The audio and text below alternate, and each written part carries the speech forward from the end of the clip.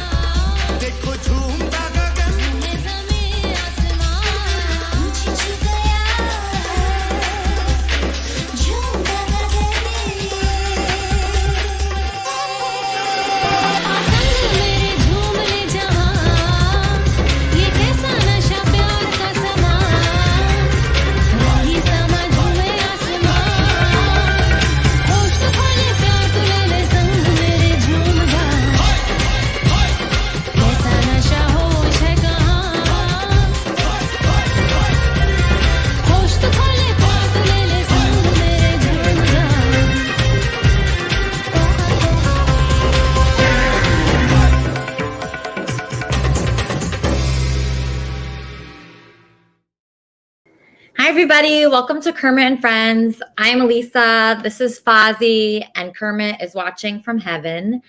We have a pretty big show today. It's a holiday show, so there's a lot of people contributing and helping. It's been a pretty interesting week for me, and it was my birthday. That was a unique day. Kermit and Friends, how can I help you? Hi, Elisa. It's Claire. Hey, Claire. What a week it's been, huh? It's been an unbelievable week. Unbelievable. Not in a good way. The news about Andy going to jail and getting released was all over the news. It was in People magazine, OK, Us, Page 6, Perez Hilton. That video clip that Gaia Paya made was all over the place. It got like 14,000 views. Yep, Gaia Paya made a video of, what was it? It was you and me talking about what happened to Andy, you know, the incident where he hit somebody over the head with a chair and ended up in jail and was all over the news. Yeah, so your call had some legs on it. It gained legs, yes. I bet you thought after all those years of being, you know, a caller on Howard Stern, that's where you'd get famous, right, Claire? This is better. This was way better. This was way, way better. You know, the worst coverage, though, I mean, the coverage was all over the place, and the coverage was mostly favorable. But did you see you saw the Wendy Williams thing, right? I did. I saw Wendy Williams. I was really surprised by that. I had never watched Wendy Williams before. I've heard of her, of course. She's so famous, right? But I'd never really watched her before. And I was quite surprised. She was negative towards me and Andy. She sure was. And you know something? You know, she knows who you are. She was connected to the Stern Show at the same time that you were connected to the Stern Show. She knew who you were. It was ridiculous. I got a top 3 offenses that she did during that interview. It wasn't really an interview. It was like a little news segment that she did on her stupid show that nobody watches.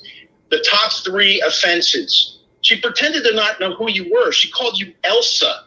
Elsa. Yeah. Elsa. Like the hurricane that's headed toward the East Coast. Elsa. You know, she said that, you know, she couldn't find any evidence of the what had happened to Andy. So she was actually casting doubt on the whole story. Meanwhile, the story was being covered all over the place. Yes. And then probably the worst thing that she did is she implied that you were simply with Andy for Andy's fame, like riding Andy's coattails or something, which couldn't be further from the truth. I mean, if anything, right now, Andy's probably grateful for your fame. And she just was such a sad sack. And, just the final, not to, me, I don't like when people belittle people's looks, but there's something very wrong with her face. In other words, she can't smile. Her mouth is always like straight across. I don't know what, she's just, oh God, it just annoyed the hell out of me. I mean, what do you feel? How do you feel when people do that to you? Don't you want something bad to happen to her, or should we think the best of her and surround her with love and light? What do you think? So after I watched the Wendy Williams clip, my first thought was, I was just surprised that, she went after me like that. I always am surprised when people that are very famous and wealthy go after the little guy. I'm always surprised by that. And also the fact that I'm a woman, I wonder if I was a man, if they would have called me a climber, or if they would have called me, going after somebody for fame or I think she said followers. Yeah, I think it's a woman thing. Yeah. Where people just automatically assume that you're with someone for fame or money. And I was really disappointed by that, because I would think, I don't know much about her. I Googled her after I watched this. And I found out a couple interesting things. One thing was that she dated this guy, Ray J. And that really surprised me, because she was going after me for, dating Andy for fame. But right. This guy, Ray J, it seems like she was going after. So when you go after someone for whatever reason, a lot of times it has more to do with you than that person, right? So wherever she's coming from, So wherever she's coming from in life, that's how she's viewing the situation. Okay. Right. That's how she's viewing the situation. So she's viewing the situation from her life. So maybe she was going after Ray J for fame, or maybe, her first husband was her manager. So maybe she understands that and knows that, and that's where she's coming from. That was my first thought. It is disappointing when women say that about other women. And it was just a good reminder for me.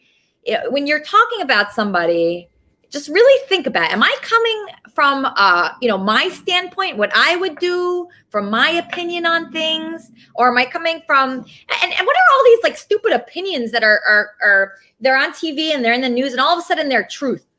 So I realized that, and I thought, man, I told my story about what happened to Andy and what happened with me on Kermit and Friends, and it was definitely reported as truth. It was the truth, but I just realized people could say anything, and then it's the truth. So if Wendy Williams says that I'm just using Andy, by the way, I'm dumping Andy for sure, 100%.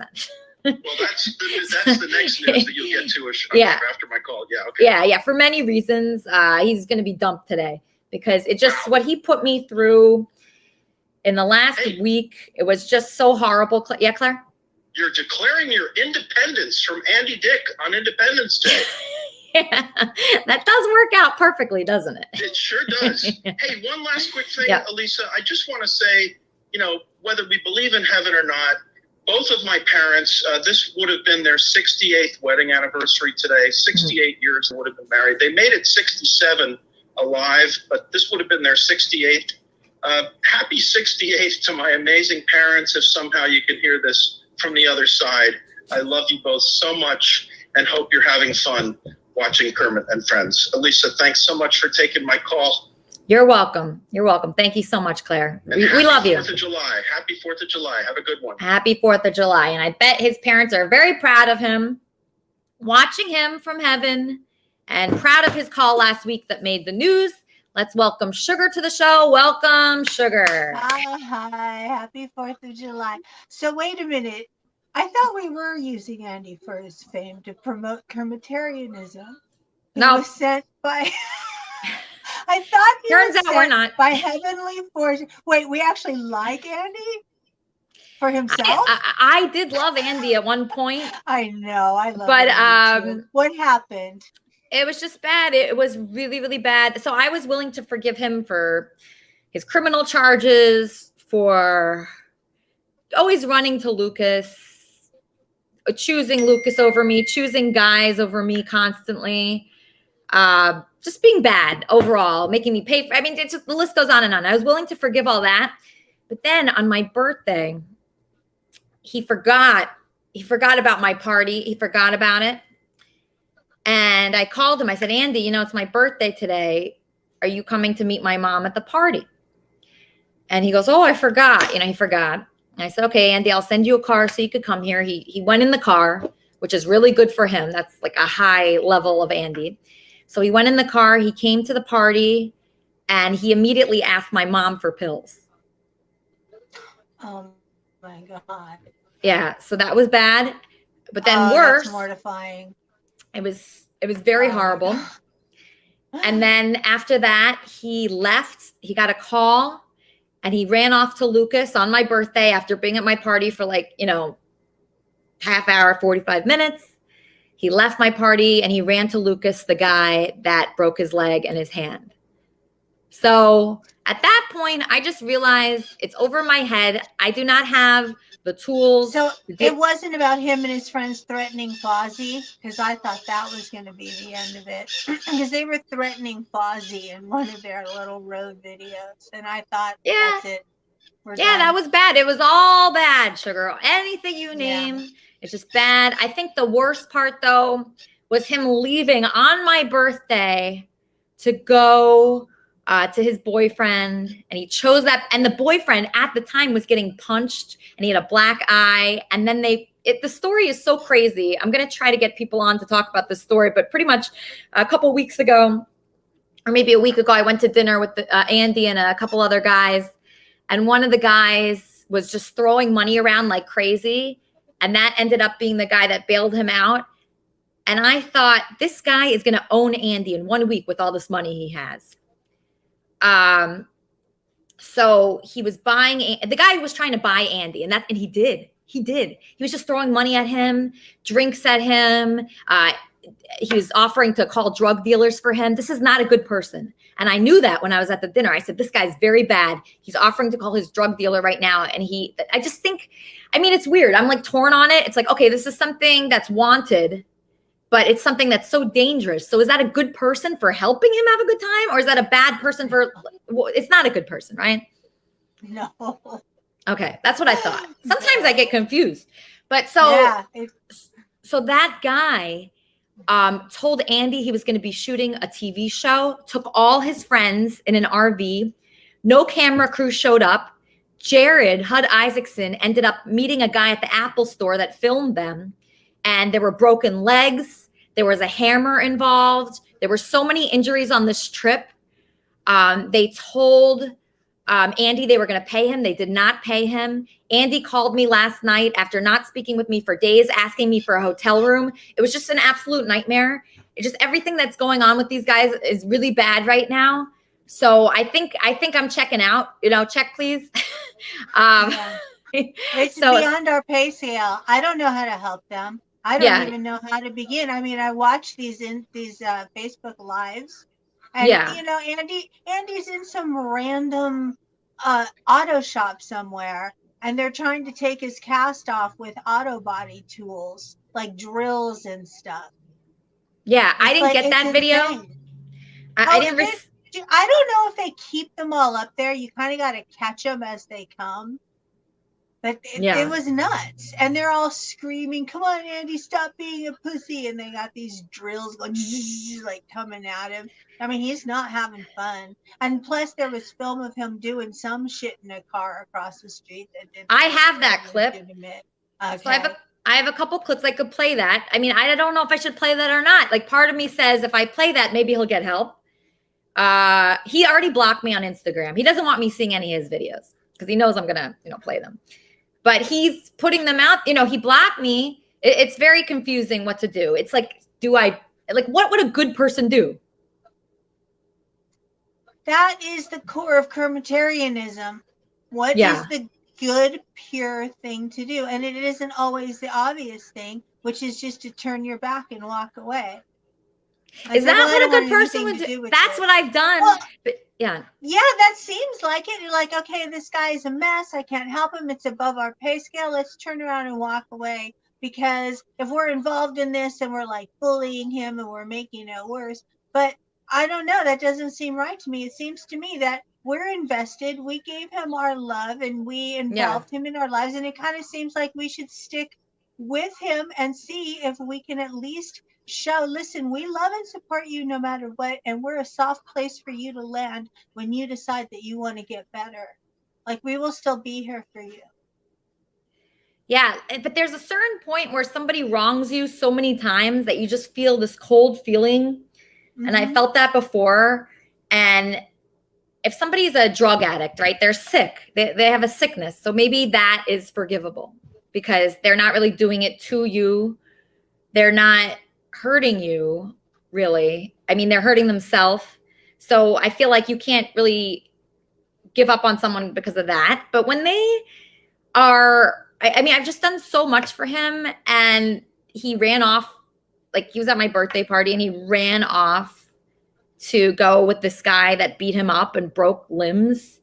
They're so infatuated and completely obsessed with each other. Like, even in these videos, you know, Andy's pulling Lucas onto his lap and stuff. And all these other guys they just hate Lucas and they just rag on him constantly. And Andy doesn't defend him, but he won't let him leave. It's just the most bizarre dynamic I've ever seen in my life. Yeah. So I think for me, I just put in so much effort, and I want to step back. Because I think if I just step back, I could think more clearly. Because when I'm in it, when I'm in the middle of it, it's hard to think clearly. I'm like, okay, I just want to help or do something or anything.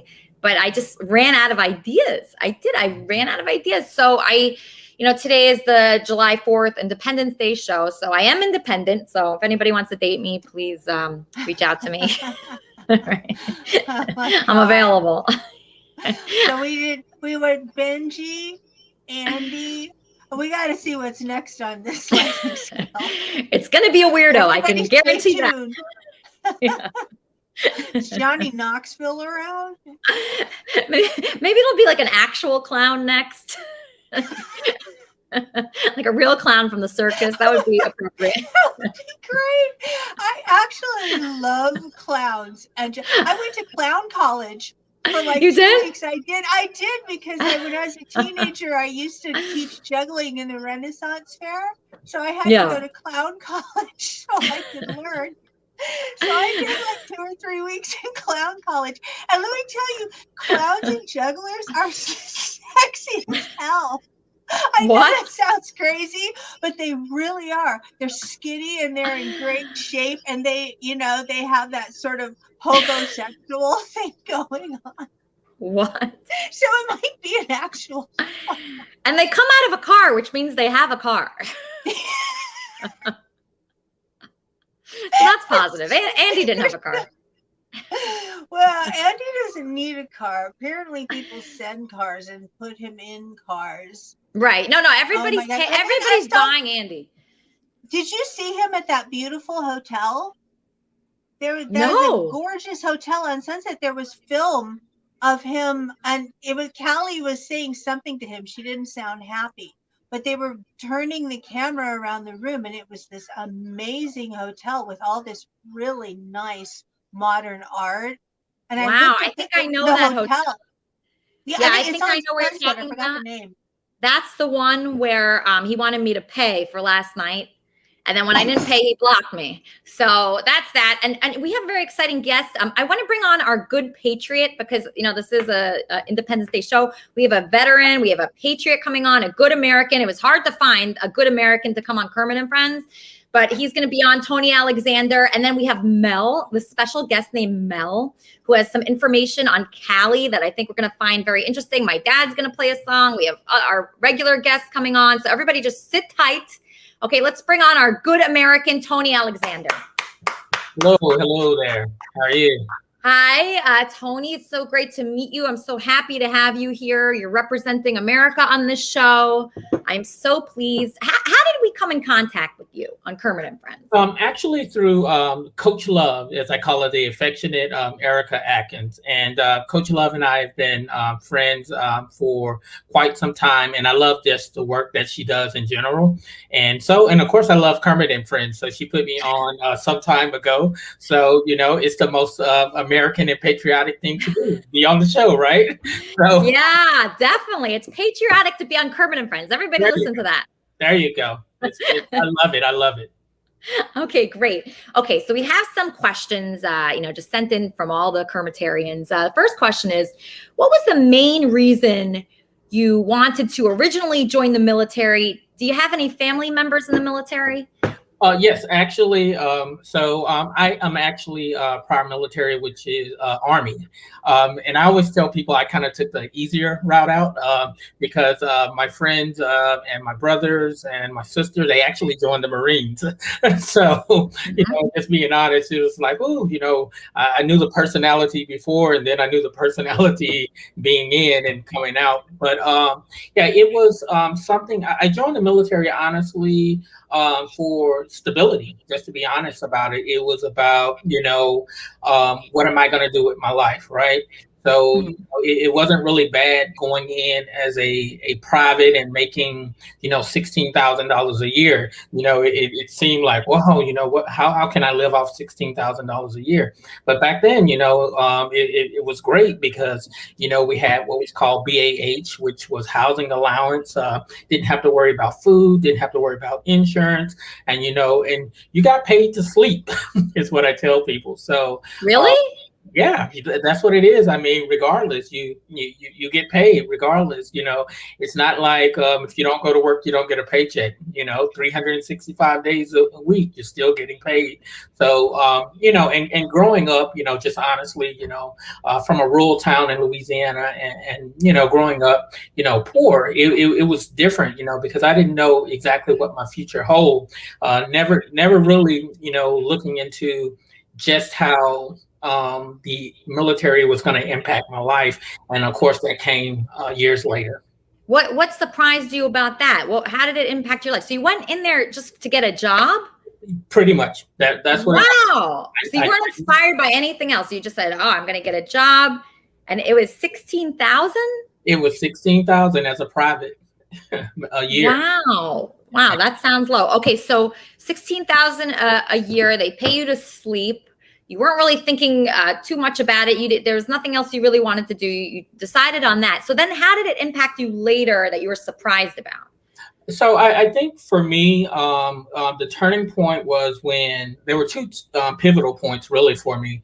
One began with the travel. So once I began to, because, I had never really traveled outside of the Southern United States. And my first assignment was in South Korea. And so being able to see the culture and, 20 feet of snow and 30 degrees below zero and monsoon season. And it's like, wow, this is nothing like Louisiana, right? So I began to immerse myself in the different cultures. But I think the bigger point of that was, beginning to learn about the different, benefits. I knew of the benefits that the military had, but when I began to learn about the college fund and the GI Bill and, the home benefits and the insurance and all of these different things, these conversations didn't come up initially with my family, nor did they with my recruiter. These came up with my fellow soldiers, like, well, hey, did you know we do this? Or did you know this is available? And I was like, oh, this is a little intriguing here, right? I might be on to something, so you create a brotherhood and a sisterhood when you're in the military. And so everyone wants to see people win, is what I like to say. And really? They do. That's almost nowhere. Are you sure? Exactly. Because I'm going to tell you, coming back into the civilian sector, I'm like, what the, so what the hell, right? Yeah. And it almost made me want to go back in, right? Just to be honest. And I had a couple family members when they did transition out. Unfortunately, it wasn't an easy transition. They ended up going back in because it's so different out here. It's, you're used to the camaraderie and everybody winning. But, and the second thing that really was a pivotal point for me was, and everybody knows where they were on 9/11. So 9/11 was a different pivotal point because that's when the more patriotic side of me truly came out. And I was like, okay, this is what I'm here for. I have all of these great benefits. I have this going for me. And now by then I had created this camaraderie of friendship, and all of these people had helped me along the way. And I began to have a vision for my life. And, when 9/11 hit, it all just came full circle for me, because I'm thinking all of these people with brotherhood, we used to call ourselves green blood. And for that, because, it's Army, it was the Army of One, it was green. So we called ourselves Army Green Blood. And I think for that, I really realized then, wow, I originally joined the military with no sense of direction of where, what I was going to do. And here 9/11 hits, and, never thinking that the possibility of even seeing war, not even thinking that was even an option. For the first 4 or 5 years, that wasn't even an option to me.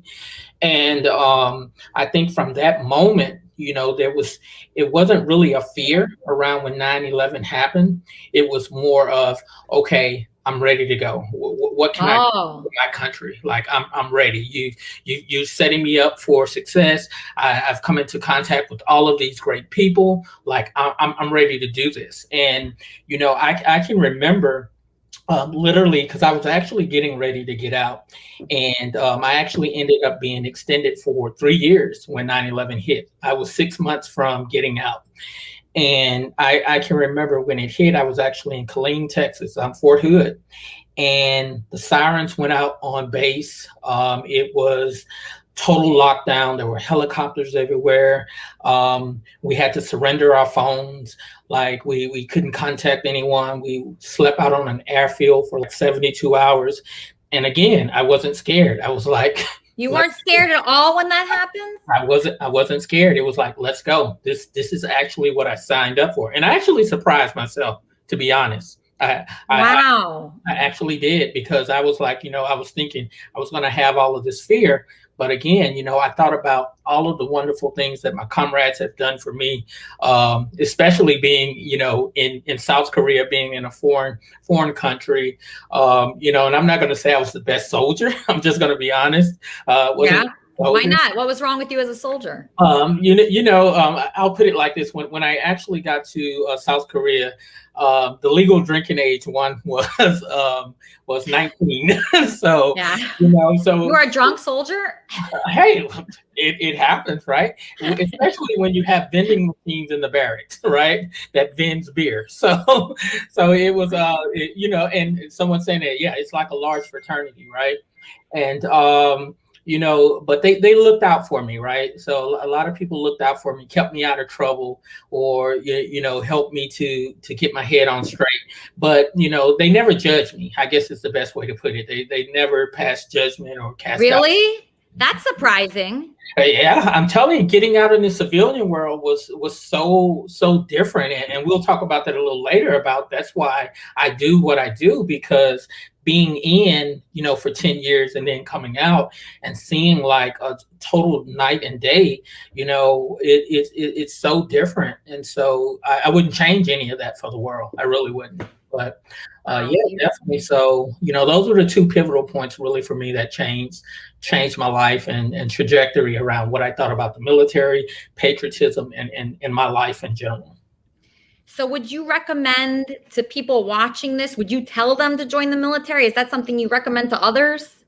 Honestly, I just have to be honest. The military isn't for everyone. It isn't, and just like I tell people, college isn't for everyone. It's the same concept, because some people have, trade school might be for everyone.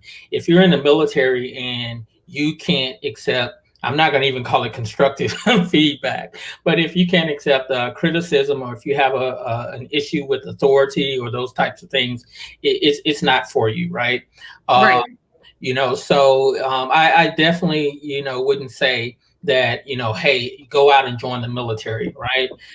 It just has to be something that is you have to make sure you do your research. So don't be like me and just say, hey, I'm going to go out and I'm going to do this, right? Just do your research and say, hey, okay, this is the route that I want to take. And that's kind of where I work with my mentees that I do and kind of tell them about, hey, make sure you do your research on where you want to be, because I just went at it blindly. And I just happened to get lucky, being in the graces of some really good people. Wow. Okay. So I think people are very inspired by you. So if they want to contact you and ask you questions about this, how do they do that? Okay, definitely. So I am the Measured Man on Twitter is what I call myself. Okay. And I also have a website, which is Structured GI, which is for GI as a soldier, or Growth and Intentional. Okay. StructuredGIservices.com, and I have a website. You can go there and check out, contact me with the 800 number that's there. I have a couple business partners, and I definitely respond to all requests, regardless, because that's what I do. I'm a mentor for the people.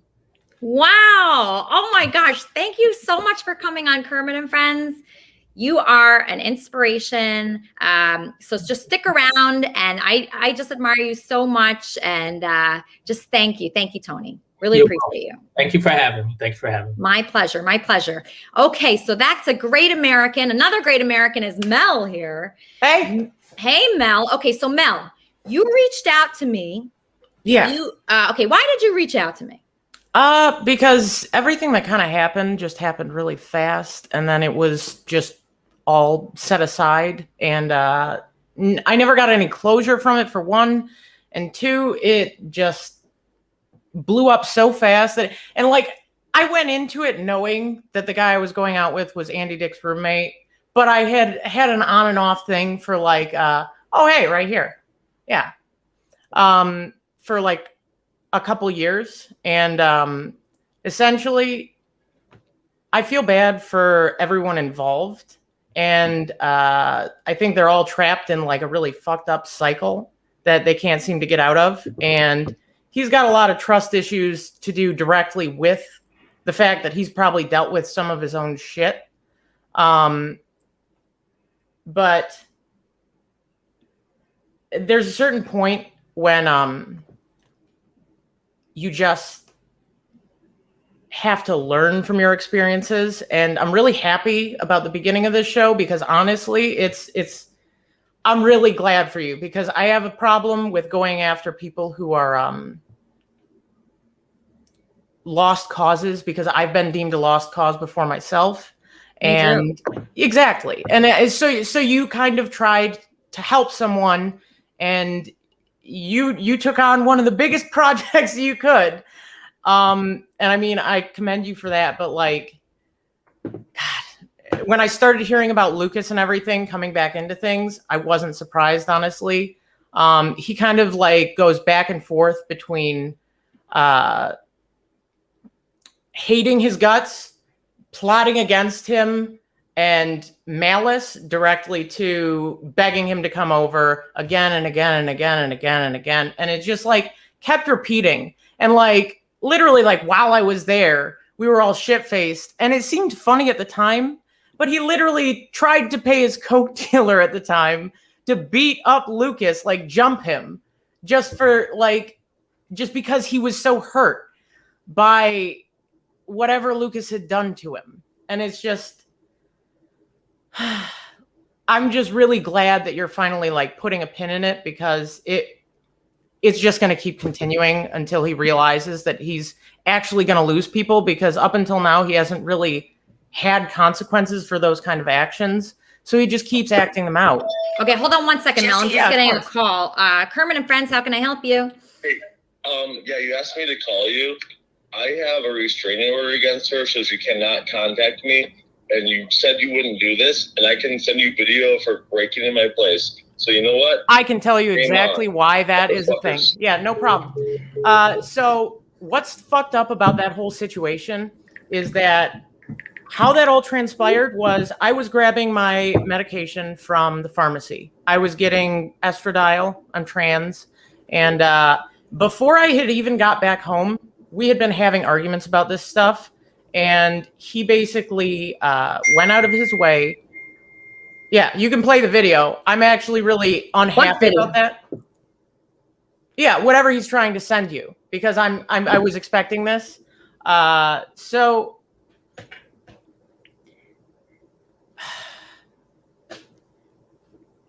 I basically, before I had even gotten home, he was calling me a cunt and a bitch and saying that like I was like trying to fuck Andy, and no offense, not really what I was going for. Andy and I were just talking about our relationship issues, him with Lucas, me with Jesse. We were both kind of hung up on him, and we literally left the door ajar in an attempt to like play a little joke on him. We were laughing. We didn't realize he was going to get as crazy as he did. The second he came in the house, he barricaded the door and threw a chair in between the two of us, blowing it up. And he was livid with me. And, you know, I fought back essentially, trying to, well, not physically, but verbally, trying to tell him, like, fuck off. Like, I was at my limit at that point because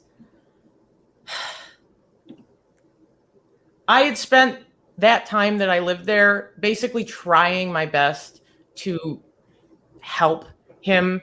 And he was at a doctor's appointment that I helped him set up because that was originally why I went out there. And again, it was just one of those, I really wanted to help him. And we had a thing that had gone on for years, on and off. We were friends. We were sort of something else. But following that, he wanted my weed. And that was basically, I was like, no, you're acting like a psycho. And so he tries to grab it out of my hands. Andy and I laugh because he couldn't manage to even get it out of my hands. And then he proceeds to pick me up. And that was really fucking scary when you're thinking about a 6 foot tall dude who's just lifting you off the ground. And he lifted me so hard that he bruised my arms. And when I basically had gotten out of that, I freaked out, and he did what he always did when we started to get into worse argument. Was he said he would help me move out. Oh, there's my dad. Okay. Yeah, no problem. He said he would help me move out, and what that meant for him was, I'm going to throw all your shit off the balcony. So he locked himself in his room and was basically doing what he said he would do. And then I was like, let me in, blah, blah, blah. I just wanted to get my stuff. And then I got into the room. And then when I got into the room, I was trying to walk around the bed, which was on the floor. But he said I was getting dirt on his blanket. It wasn't a clean blanket in the first place. And he proceeded to grapple me and attempt to choke me out. And yeah, no, it was really messed up. And then I freaked out and just ran out of the room without the suitcase. And he proceeded to take my suitcase. Oh, wait. In between that, he like flipped out and made me go through a bag in order to prove to him that I had not stolen any of his band shirts. But he never, I'm sorry. Like with him coming on and calling for a second, I'm just like anxious because it's like a really. Hey, what's the deal with the ears? Hey, what's with the elf ears? Is that like? Essentially, yeah, no, that's a funny story. I used to work at a sex toy store, and people are really like nervous about that. Okay. Yeah. So what I would do is I would put weird things on my head, and if someone saw and was like, "Hey, what the heck?" then I would just kind of like be able to like rib with them a little bit, like play around. But if they had their heads down, usually someone will run out of a sex toy store. I bet you sold a lot of ribbed things. Yeah. Hey, so you don't go to the shops in them and that, do you? Like you don't actually like you're the grocery store or whatever. You don't have them silly things on your head. No, I mean like I just it became what I was known for, and I kind of enjoyed it. Like when Jesse met me, he's always known the kind of person I am, but he became like extremely jealous in like a weird way, and because I'm pan.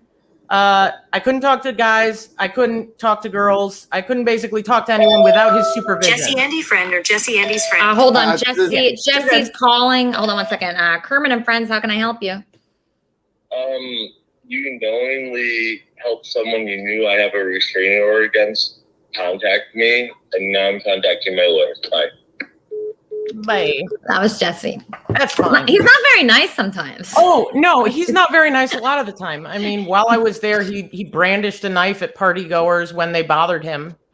You know, like, and that is the norm. Like, when you're talking about the hammer thing, him acting like that, like that is his norm. He does do that threateningly because he thinks I'm big, so all I have to do is look scary and no one will fight me.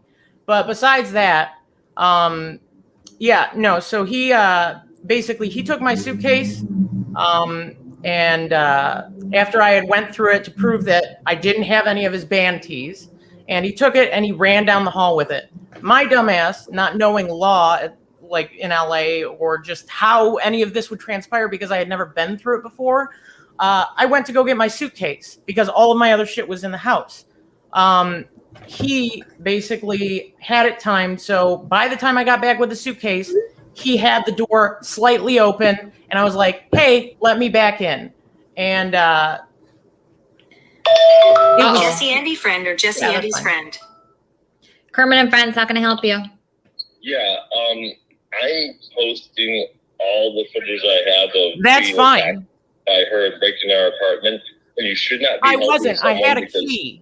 I had a key, and you made sure to take my key before the cops came. Do that to me. It's pretty messed up. It's not messed up. I had a key, and you made sure to take it before the cops came. You knew what you were doing. You knew what you were doing. Contact me and saying you don't know. I didn't contact you. I told you to leave me the fuck alone.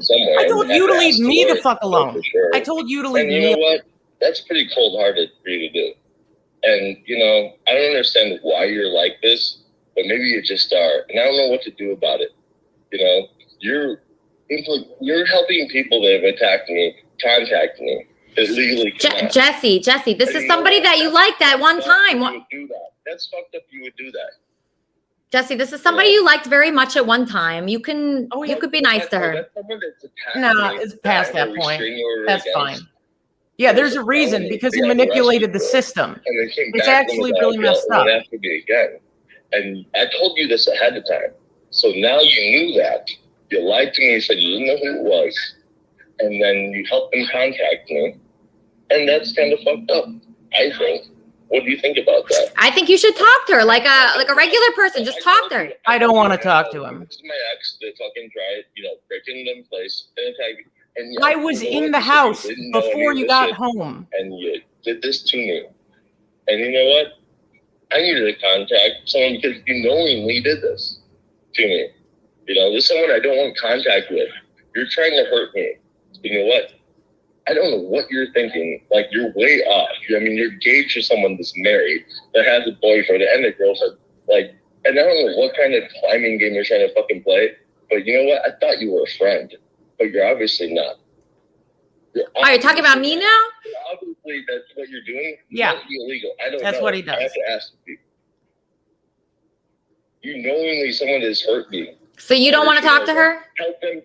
You helped someone contact me that. What do you mean? She wanted to be on Kermit and Friends. Here she is. She's very nice. She has great audio. She is perfect internet. I hope it wasn't someone that I can't be in contact with, and whoever helps them get in contact with me is involved now. And I don't want any part of this.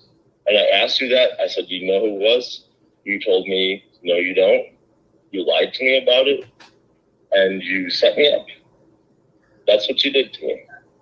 And you know, Jesse, are you going to run away from the situation? Or you could confront the situation. I mean, I do not want to talk to him. Broke in my place I have video of and attacked me.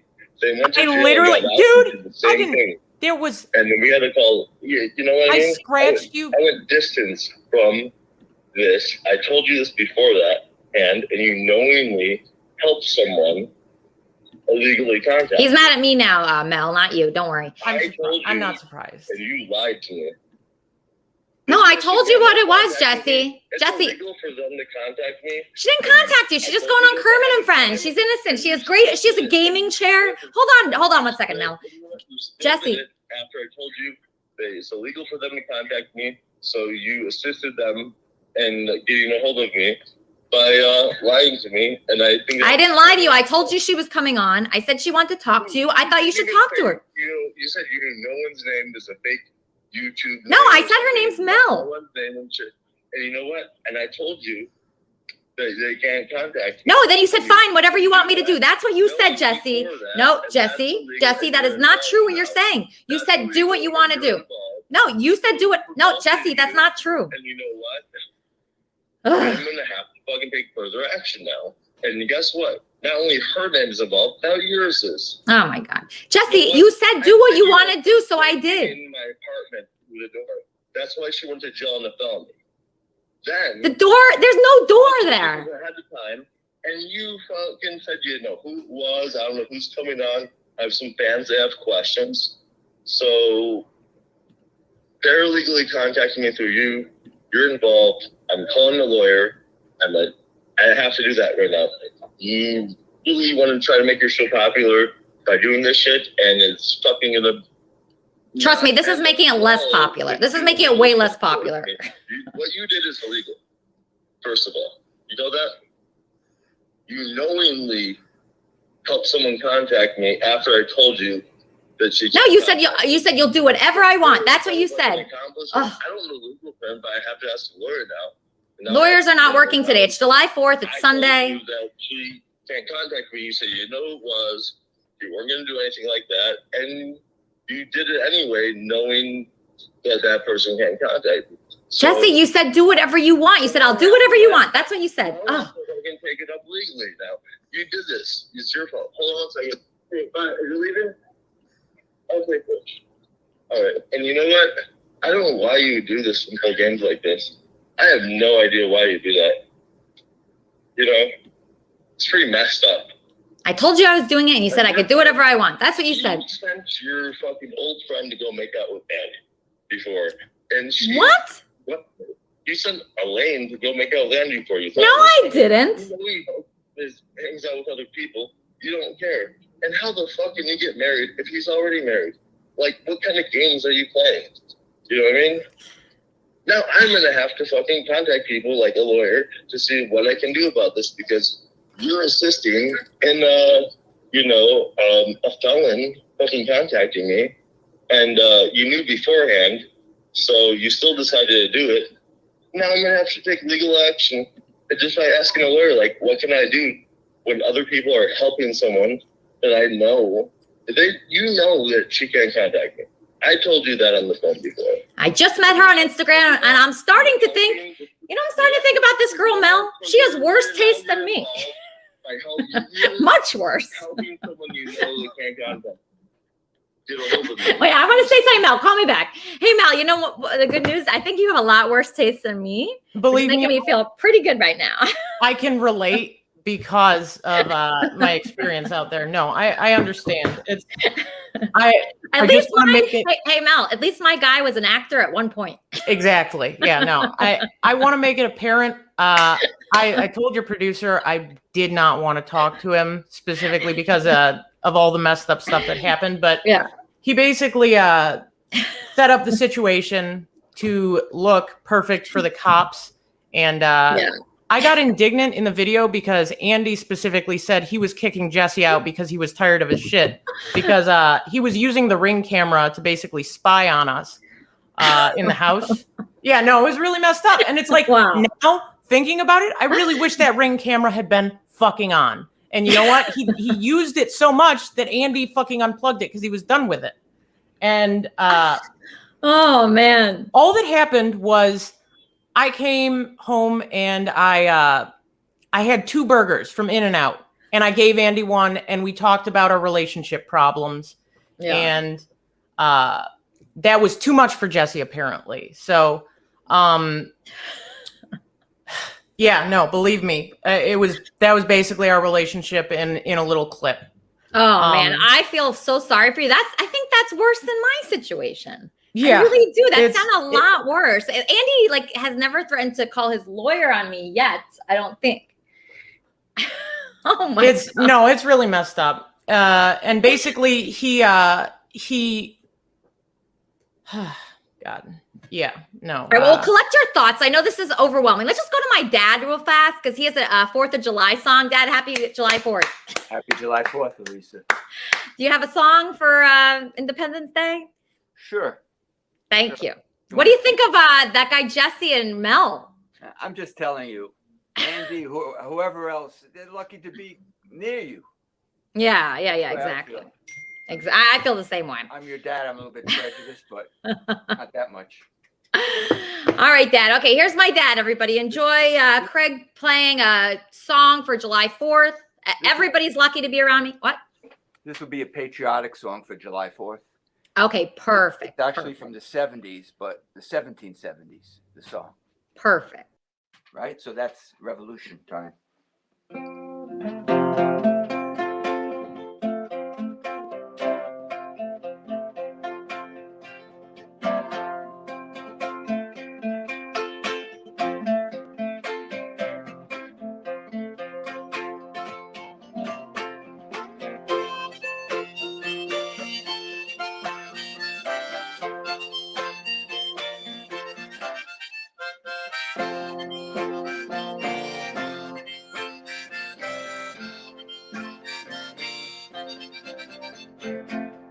Washington, Rochambeau, but the relations by the fireside glow, spending all the money, drinking all the pay, never gonna win the war this way. Johnny gets your fiddle and rising up your bow, till you get your band, so we're gonna have a show.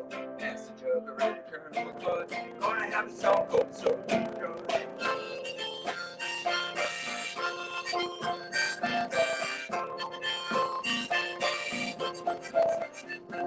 I'm my mother's darling child, I'm mother's handsome child, I'm my mother's random child. She can't get married for me. Apples ready to see over on the grave line. Rock the grave to see. Don't let the baby cry.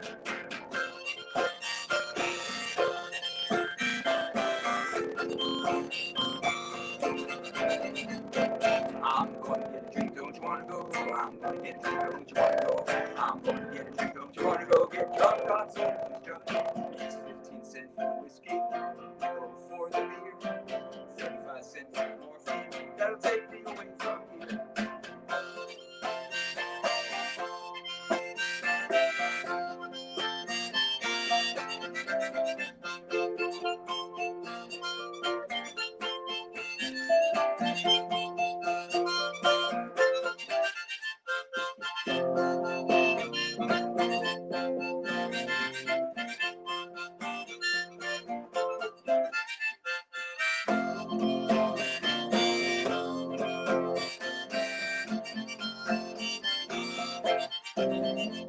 Grasshopper sitting on a sweet potato vine. Grasshopper sitting on a sweet potato vine. Grasshopper sitting on a sweet potato vine.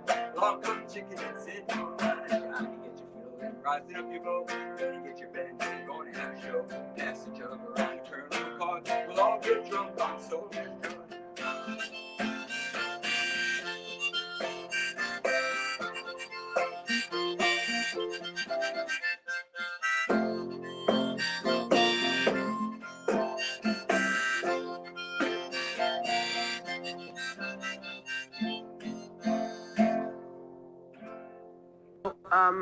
Andy Dick.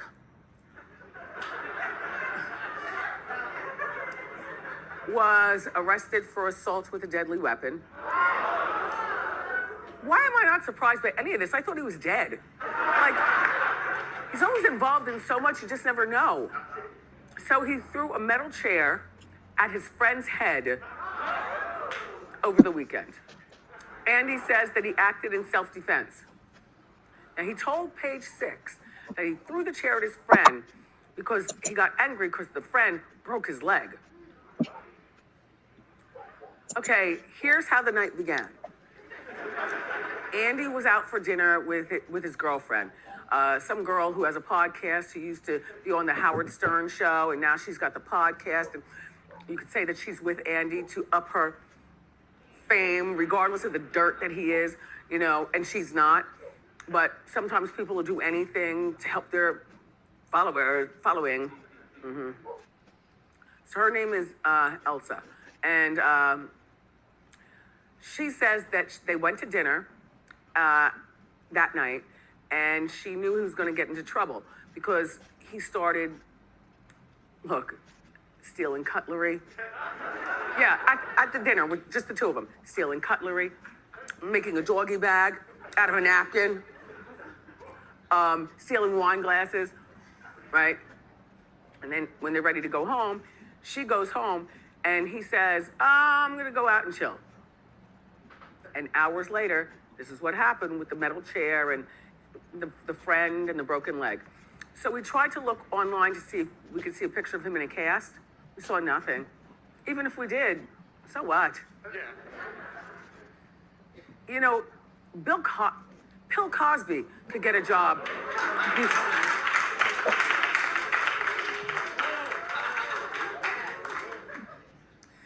Someone would hire Bill Cosby before they should hire an Andy Dick. You know what I mean?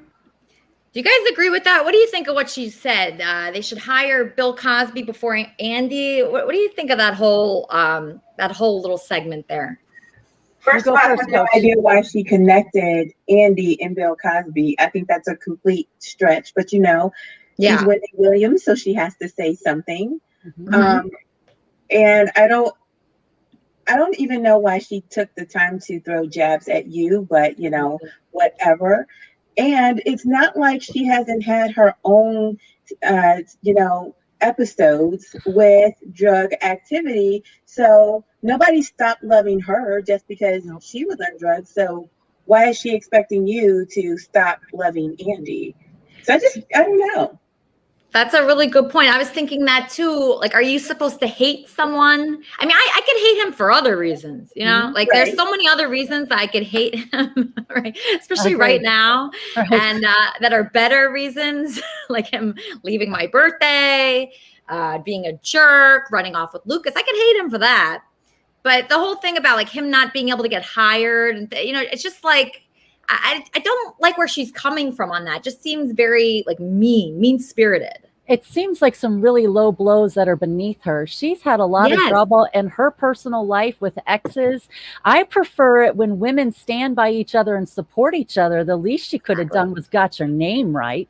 I mean, no, she got it wrong on purpose. I'm sure she did. There you go. It seems incredibly obvious that she got it wrong on purpose. And comparing Andy Dick to Bill Cosby this week is an insult beyond insult to every survivor of sexual assault out there, right? Bill Cosby got out this week on a technicality, and that technicality is he told the truth about all the rapes, and they promised him he wouldn't go to jail. So he admitted to drugging and raping all these women. They sent him to prison anyways, and then he got a get out of jail free card because he told the truth, and they promised not to send him to jail. At least Andy, as far as I know, isn't guilty of drugging and raping women. So there is definitely a difference between the quality of men that we're talking about here. I take Andy Dick any day of the week over Bill Cosby. I mean, whatever Andy's problems are, I still truly believe he is a severe trauma survivor who's self-medicating and unable to get the help that he needs to handle his traumas so that he can reach his full potential. I have hope for him for the future. I still think whatever is going on in his life is happening for a reason, because he has to identify the fact that he has problems before he can get any kind of healing from his situation. And I think we all deserve to be healed. I think we all deserve love. I think that each of us want those things. And whatever a mess Andy is personally, I think that he still deserves happiness and health and healing. That's right. You're in love with Andy. Andy's in love with you. Okay, so well, not right now. Not right now. No, you don't like him, but you love him, and you do. I'm not going to let you off the hook. There's a good chance that you will be bailing him out sometime later today. No, and if not today, it'll be later this week. No, we already know this. We already know this. You love this guy. You're always bailing him out. So you're mad at him, but you love him. Okay? Yeah. I'm furious with him right now. He's being horrible. You love him. Yeah, no, I do. I love him. He's so lovable. Christina, you're muted, but you had an interesting thing that you wrote in the private chat. Every child of God has been wronged. Wait, where'd she go? Oh my gosh, she's just having technical difficulties. Yeah, she might have got kicked out again. Yeah, she's been. But do you guys think Mel has worse taste? I'm thinking that. I think we've all been brought together for a reason. I think we all have some pretty bad taste in men. I think we all have examples of bad situations where we saw the best in a man and we held on hoping that they would show us who we just know they are deep down inside. And we just keep getting disappointed over and over again. It doesn't matter whether they're really famous or poor or rich or, you always think they're the nicest guy on the planet until you get to know them a little better, and then they show you who they really are. Oh my God! Can we play a chorus of "Stand by Your Man"? Right, Tammy Wynette all day. Don't listen to that song. Don't stand by these guys. They're really horrible. Obviously, don't stand by anyone. I think that's what we're learning out of anything here. I think we need to all make "Goodbye Earl" our personal our personal mantra song. Right, just kick them all to the curb. Kick them all to the curb. Yeah, exactly. Kermit and Friends, how can I help you? Hey, Lisa, it's Gonzo. Happy 4th of July to everyone. Thank you, Gonzo. Just had a question, quite glaring. I think a lot of us had. Will Johnny B be on soon, or? Well, Johnny B is actually. So Johnny B wrote to me earlier. He will not be on the show today. He's going to be doing something. I don't know, some barbecue or something. But he's been in the chat the whole fucking time. Oh, that's interesting. Yeah. All right. Well, I'm a disappointed Johnny B fan. And did you know Johnny B's buying Wendy? Not Wendy Williams. She'd probably sell it for crack. But he's buying Wendy the retard a laptop. Oh wow, that's wonderful. I love hearing that. Good. That's wonderful to hear. All right. Well, I just want to say hi. Happy 4th of July, everyone. America's the best country. All the other countries, they suck. That's true. All right, that was Gonzo. Okay, Chris, turn your camera horizontally before you tell your molesting story. Okay. Oh no, I don't want to tell my story. Oh, okay. I let God through Jesus fight my battles for me in Jesus' name. Okay. I just want to do the random open the Bible and see what happens, if you don't mind. Sure. All right, let's do this. All right. But may I say a prayer first? Of course. Okay. All right, here we go. Dear God, we are all your children, no matter how ignorant, stupid, stubborn. You made us perfect in your light, and we know that you're trying to speak to us, and we know that there is two realities coming to us. There's Earth's reality and there's God's reality, and I want to stick to God's reality, and I want to be your servant, and I'm grateful for this opportunity to be in a public limelight for you, God, in Jesus' name. And I want you to speak to us right now, if you will, if it be your will. Our Father in heaven, please allow me to open this Bible and read a verse that is something that you want all of us to hear. In Jesus' name I pray, amen. Amen. Okay, so I don't know if you could see that, but I just flipped the Bible randomly. Okay. Oh my God, come on. Solemn. Okay, all right. Well, let's see. It opened to now the wind is blowing it, so maybe that's a sign from God. Let's just read what he gives us. 1 Kings 6. No, excuse me.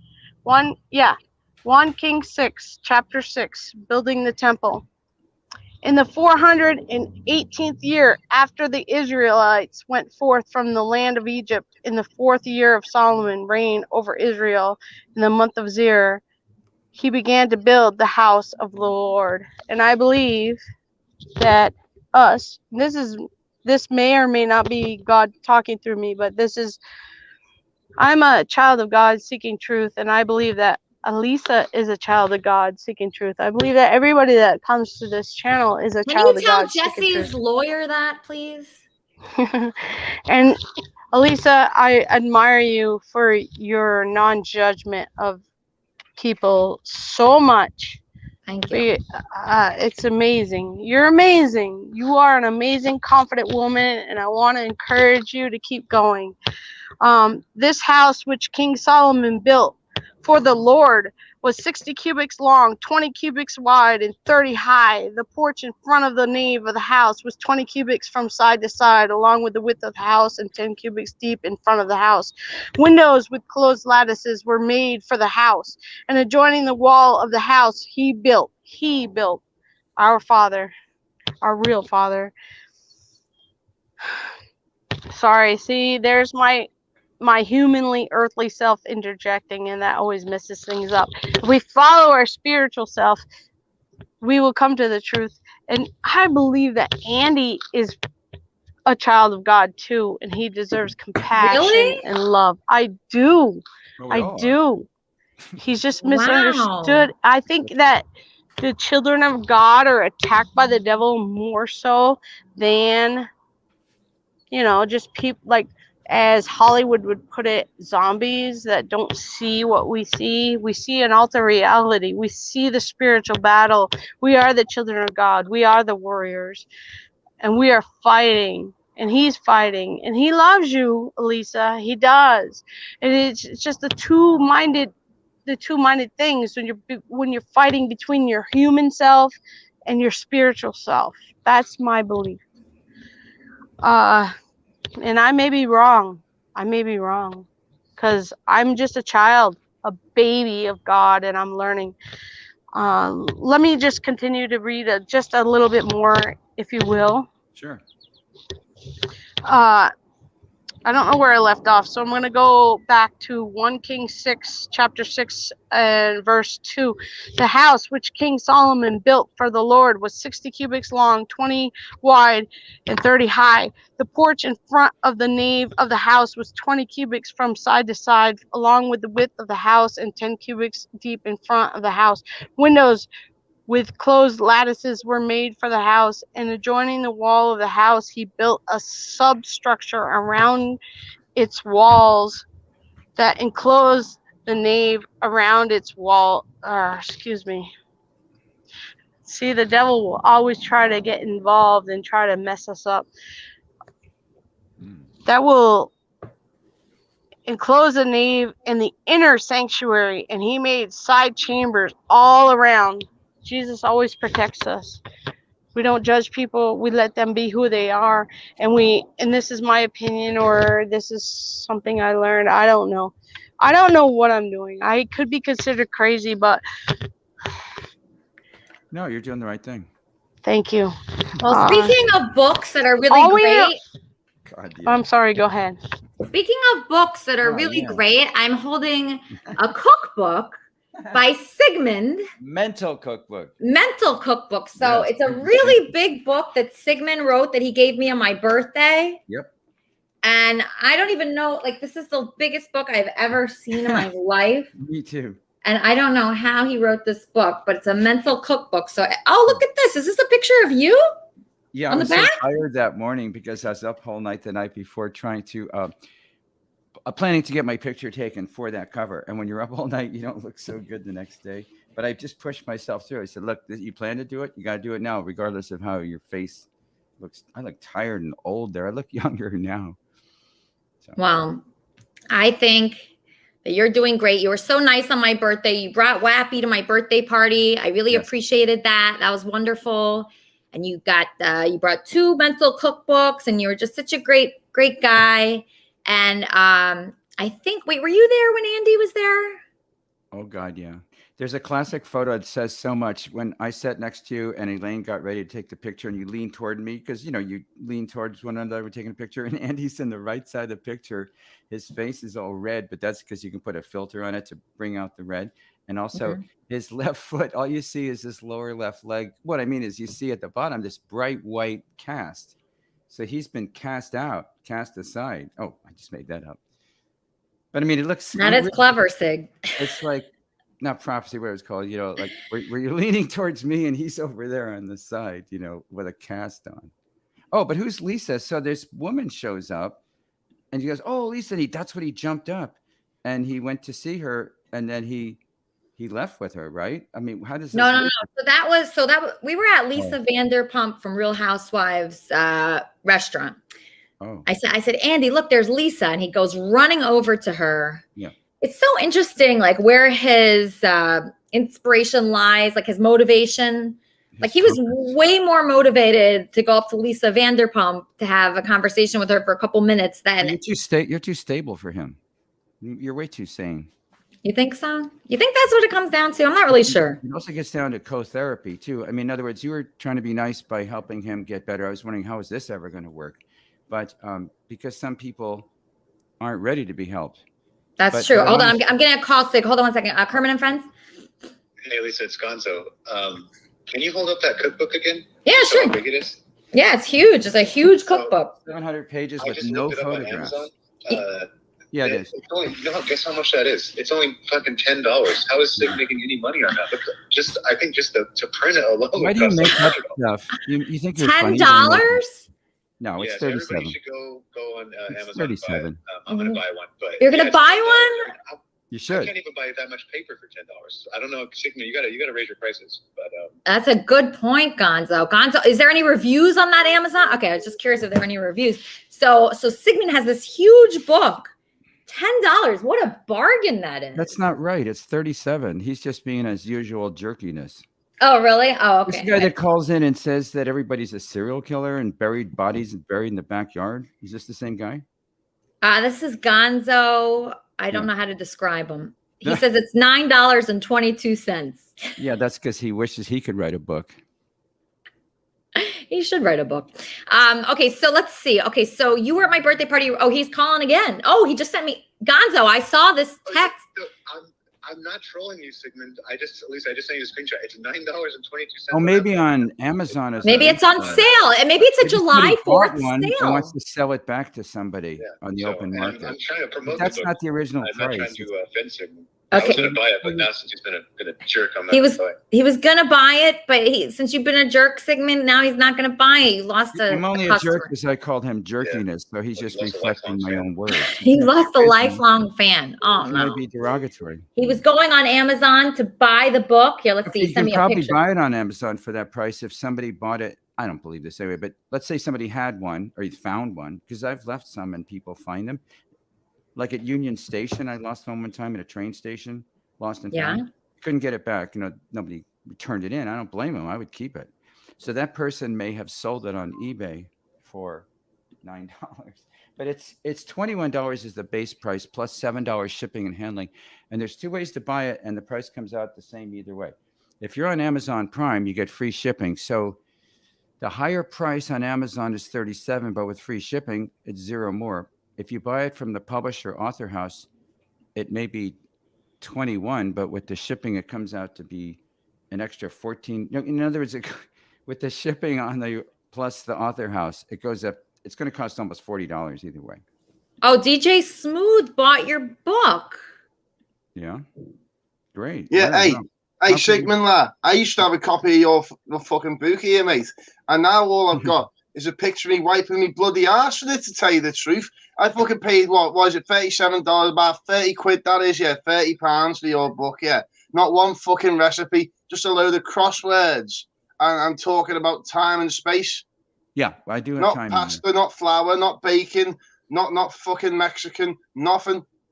Just puzzles that I can find in the back page of the newspaper for old people. What? Oh, that was just to calculate that. Somebody just said they could buy 20 for $184. That's just multiplying 20 times $9. That was very clever. Okay, so now your friend Wappy is here. I think he's going to sing something. Wappy, you have a song. He has a gaming chair too. A gaming chair? Yeah, look at that. These Oh, you mean chairs. the brand. Yeah. Yeah, like the chair that Mel has. I think he has the same chair. Huh. At my auto mechanic, they have one in the waiting room, and it's red and black instead of white and black. But it's that same. There's seats. Sorry about that. Hey, Wappy. Thanks for dropping in. Yeah, thanks for dropping in. How's it going? All right. Oh, we're doing well. We're having an interesting day. Got threatened with a lawsuit, but besides that, everything's going well. You have a song for us, Wappy? Yes. Great. West Coast vibes, people chilling, getting high. Venice Beach on the streets, I'ma get mine. A couple $100 million on my goddamn mind. We've been getting by, we got lit vibes. We've been searching for a better life. Palm trees, smoking palm tree. Summertime, living lovely. Old town on a new beat. Getting lit in the hills in my sound, yeah, it's lovely. I'm making money. Palm trees, smoking palm tree. Summertime, living lovely. Old town on a new beat. Getting lit in the hills in my sound, yeah, it's lovely. I'm making money. Blast don't live. Living, chilling, getting high. Hollywood in the hills, I'ma get mine. A couple $100 million on my goddamn mind. We've been getting by, we got lit vibes. We've been searching for a better life. Palm trees, smoking palm tree. Summertime, living lovely. Old town on a new beat. Getting lit in the hills in my sound, yeah, it's lovely. I'm making money. Palm trees, smoking palm tree. Summertime, living lovely. Old town on a new beat. Getting lit in the hills in my sound, yeah, it's lovely. I'm making money. Palm trees, smoking palm tree. Summertime, living lovely. Old town on a new beat. Getting lit in the hills in my sound, yeah, it's lovely. I'm making money. Palm trees, smoking palm tree. Summertime, living lovely. Old town on a new beat. Getting lit in the hills in my sound, yeah, it's lovely. I'm making money. And that was an original. Lovely. That's my new original. Wow, that was amazing. Thank you. First time performing it ever. Really, that was incredible. So you were at my birthday party too, and I was I just had curious, a great time. You did? What were your I thoughts? felt bad when Andy left, though. You felt bad. Yeah, it was sad. It was really sad. It was sad. I'm very empathetic, so I feel, energies. So. Yeah, you're a sensitive guy, right? Yeah, for sure. Yeah, it's the worst when you're very sensitive. I think there's still hope, though. If you want there to be, of course. I think Andy needs to replace, because he needs a lot of endorphins. He needs to start getting in the gym and hit the weights, man. That for me, because I've experimented with drugs in the past, and not anymore. I haven't done it for years now. It's been 2011 since I've touched any hard drug. So I just smoke weed now. You know what I mean? And I work out like that's what gets me high the most, really. Yeah, that feels the best. Green tea? Oh, yeah. Hot green tea. You'd be surprised because there's L-theanine is one of the components in there, and it's got like a natural, like a mild euphoric effect that it gives you. I got a cup right here. I'm drinking it right now. So should I just offer Andy some green tea, and then maybe he'll be normal? I just think he needs like a positive support, Yeah, absolutely. I tried to be that, but this is him with his friend Jared this weekend. Let's see what they're up to. Oh, yeah.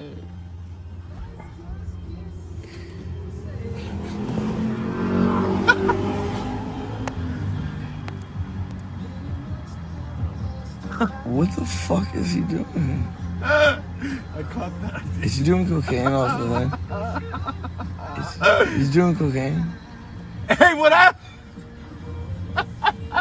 He's literally right. And to break it down one time.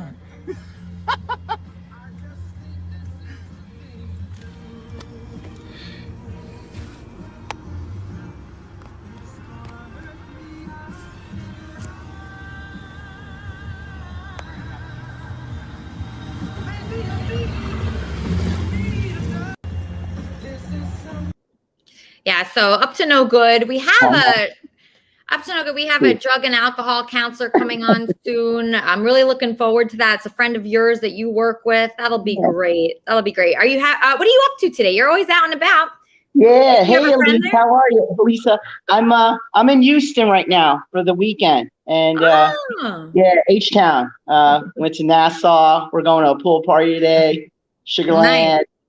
Woodlands, but I have so many things to tell you. First thing, happy birthday, and thank you. And Charmin was telling a lot about a lot of truth, because Andy has trauma, and he hasn't really kind of dealt with it. And I was thinking about you on your birthday, and birthdays are truly one of those days that you feel special, right? And you remember everything. And Andy didn't treat you special on your birthday. No, he didn't. I was telling this radio show that called me. Who was that? Some radio show called me and asked me if he was going to be there on my birthday. And I said it was really important for me to see that he valued that day. And that was just the last straw for me because he forgot. First of all, he forgot. And he left to go to Lucas. And then he thought he was filming a TV show. And then the camera crew didn't show up, but he thought he was, and he didn't invite me to that. And it was weird. It was weird because I had been talking to all these networks about doing something with him. And I knew that he wanted to film something. He had all his friends together to do that. And I was like, I can make one call and get a real camera crew from a real network there. But I just don't want to do it because fuck this guy. That's what I was thinking. I'm like, fuck this guy. I don't want to give him any, I don't want to do anything for him anymore. Elisa, don't you want to be treated special? Yes. All right. So that's the kind of stuff where, you're going to be thinking on your birthday, you're like, there's an accountant in your head remembering all of the details every year, right? You remember things. And, things like that, on a special day like your birthday, only comes once a year. And you want it to be special, and he wasn't even there for you. Yeah. So you're kind of like, does this guy really care about me? No, he doesn't care at all. I thought he did, but it proved it to me. Yeah. And then after my birthday, okay, he left on my birthday. That's one thing. And then after, when he was filming, they didn't show up, but trying to film, he didn't call me at all those days. So that means if he had any amount of success happening right now, he would just drop me. I know that because he thought it was going to be something. He thought it was going to be some show. These guys, a lot of people lie to him just to be around him and take control over him. So they said it was going to be a TV show. They said they were going to pay him. They said they were going to give him a hotel room. They didn't pay him. And then he was stranded in a lobby of a really nice hotel. and that's when he calls. He only calls me when he needs something. He needs you. Exactly. Yeah. And you know what, Lisa, open the door and let it out. And someone else better will come in. No, trust me, Roy. Trust me. It's been fun. It's been not really, actually. No, it hasn't really been that fun. It's somewhat fun. I mean, we had some good times, but he really disappointed me and I just was miserable. Yeah. So that's got to be it because I just don't want any more of this at all. I just don't want any more. I'm just done with it. And I tell you, I had more fun talking to Sigmund than Andy. I did because Sigmund, he was asking my mom for pills. He was asking everybody for pills. Sigmund at least was telling me about his cool cookbook. Yeah. And that was fun. I appreciated Sigmund's conversation. I appreciated how nice he was. And that's what you have to do. Surround yourself with good people. I was wondering, what did your mom say when he did that? And I wasted 5 hours trying to convince my mom that he was good. Oh. I wasted 5 hours. I twisted it around so much that I don't even know what I was saying, but I was trying to make Andy good after what he had just done. Oh. And I just twisted around so much. But, even though there has been some negative press, some of the press I find to be funny. So there was this thing in People Magazine. People Magazine does videos. And I found this woman talking about it very in a funny way, much less mean than Wendy Williams. Wendy Williams I think is mean, but this woman, just check her out. She's pretty funny. All right. Donna opened up about the events leading up to it on her talk show. A spokesperson for the Los Angeles Police Department confirmed to People that the actor was arrested Saturday night on suspicion of assault with a deadly weapon. Elisa, who recently confirmed her engagement to Andy, shared on her Kermit and Friends YouTube show that, quote, it was just the worst week with him. It was getting worse and worse and worse. And just every day there was some kind of problem. And there were signs that this was going to happen. Excuse me. She added that she felt relieved that he was in jail because she thinks that, quote, a lot of people that are around Andy are more dangerous than people in jail. She went on to allege that Andy was in rare form Saturday while they went out to dinner, stealing cutlery, wine glasses, plates, and asked for a doggy bag so that he could bring it all to go. After he got into a fight with a metal chair involved, Elisa shared that the person was hospitalized and shared that Andy could have killed him. This is just a very insane story. I'm not even sure how to process this all right now, but I really am thinking about the victims in here. First off, a metal chair being involved in a fight is very, very scary. I'm not sure what's going to happen with the furtherances of the story, but more details I'm sure are going to come, and certainly we're going to get a little bit more answers, maybe some footage to kind of show what happened here. But I hope that everyone involved is okay and that we can get to the bottom of this. Mel, just out of curiosity, you live in LA? No, I moved back to Detroit after all that happened. So I was actually living with him. I kept up on I have roommates, and I just paid rent because I had savings, and basically, I actually, same as you, spent a lot of money just kind of covering Jesse. He kept telling me, I'll pay you back. But that never happened. So yeah. Yeah, no, it's just, obviously it's a really messed up chapter in my life. Probably one of the worst. I really don't even know how to like everything just happened so fast, and basically I never even saw a judge. Everything got dropped because when I had talked to the officers, essentially due to the whole O.J. Simpson situation, they have to take someone out, and Jesse had made sure to take my keys and claimed that I wasn't a resident there, and that basically nixed all of my rights. Yeah, no, it was really messed up because he basically, after I had called the cops, he knew exactly what to do, and gears started turning in his head, and yeah, no, it was really dark. And then they really don't know super well how to deal with trans people still, even in LA, when it comes to jail. So that was not fun. I was in solitary at first because they were like protected, to keep you protected. And then I didn't have any of my like antidepressants or like my anti-anxiety meds, and they transferred me to the Twin, which was much worse. It was eye-opening for sure. I met a lot of people who actually had similar experiences, and it was really sad. One person, when I was in solitary, I could actually hear them. Their name was Toro, and they were punching the walls because they were so traumatized by their father who beat them that they got tough and basically beat the heck out of him. And even though they called after he was attacking them, they basically took them because they take whoever's more distraught, which is funny, right? Like, after you've been attacked or abused, they usually take the one who's freaking out. So, yeah, I just don't know really what to say other than I didn't want to talk to him. I don't think I ever will in my life. I'm not super concerned because even if he brought it to court, he knows that he's incriminated himself like multiple times. And he was messaging me when I was getting on the plane trying to get the hell out of there, which I don't even really know how to just take this as a lesson, I guess. Don't keep putting yourself through it because that's what I continue to do. I had seen signs that Jesse had issues that were bigger than I could handle, and I ignored them because I wanted to help. And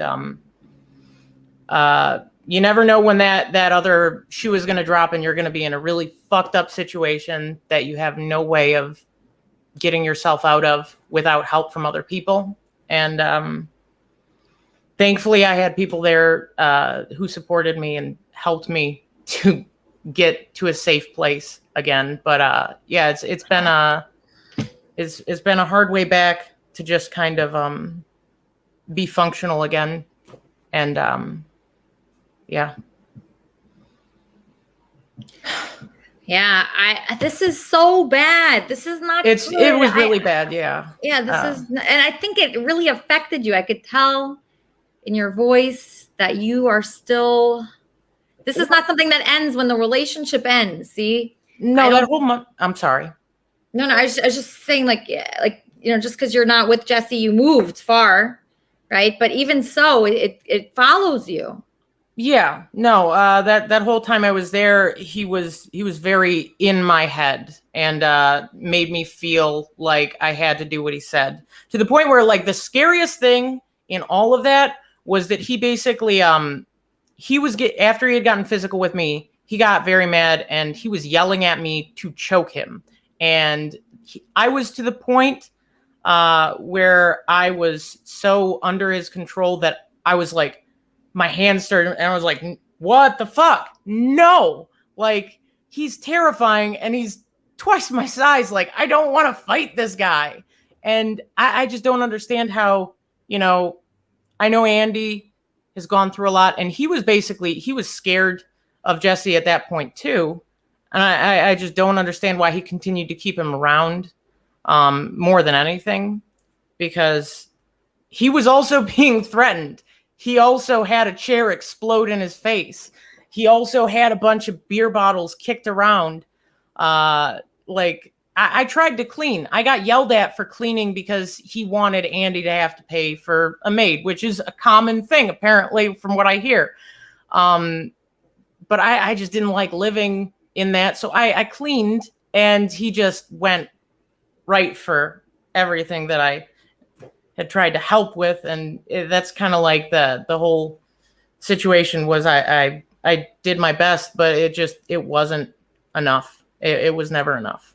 And just try and remember that you're going to get sucked into the vortex if you keep going back to Andy. And I feel bad for Andy too, because he is messed up and he feels bad about the way he is, but like he keeps doing it and going back into bad habits. And it's just like, at a certain point, don't put yourself through that as a person who's trying to help him, because you're just going to hurt yourself in the long run.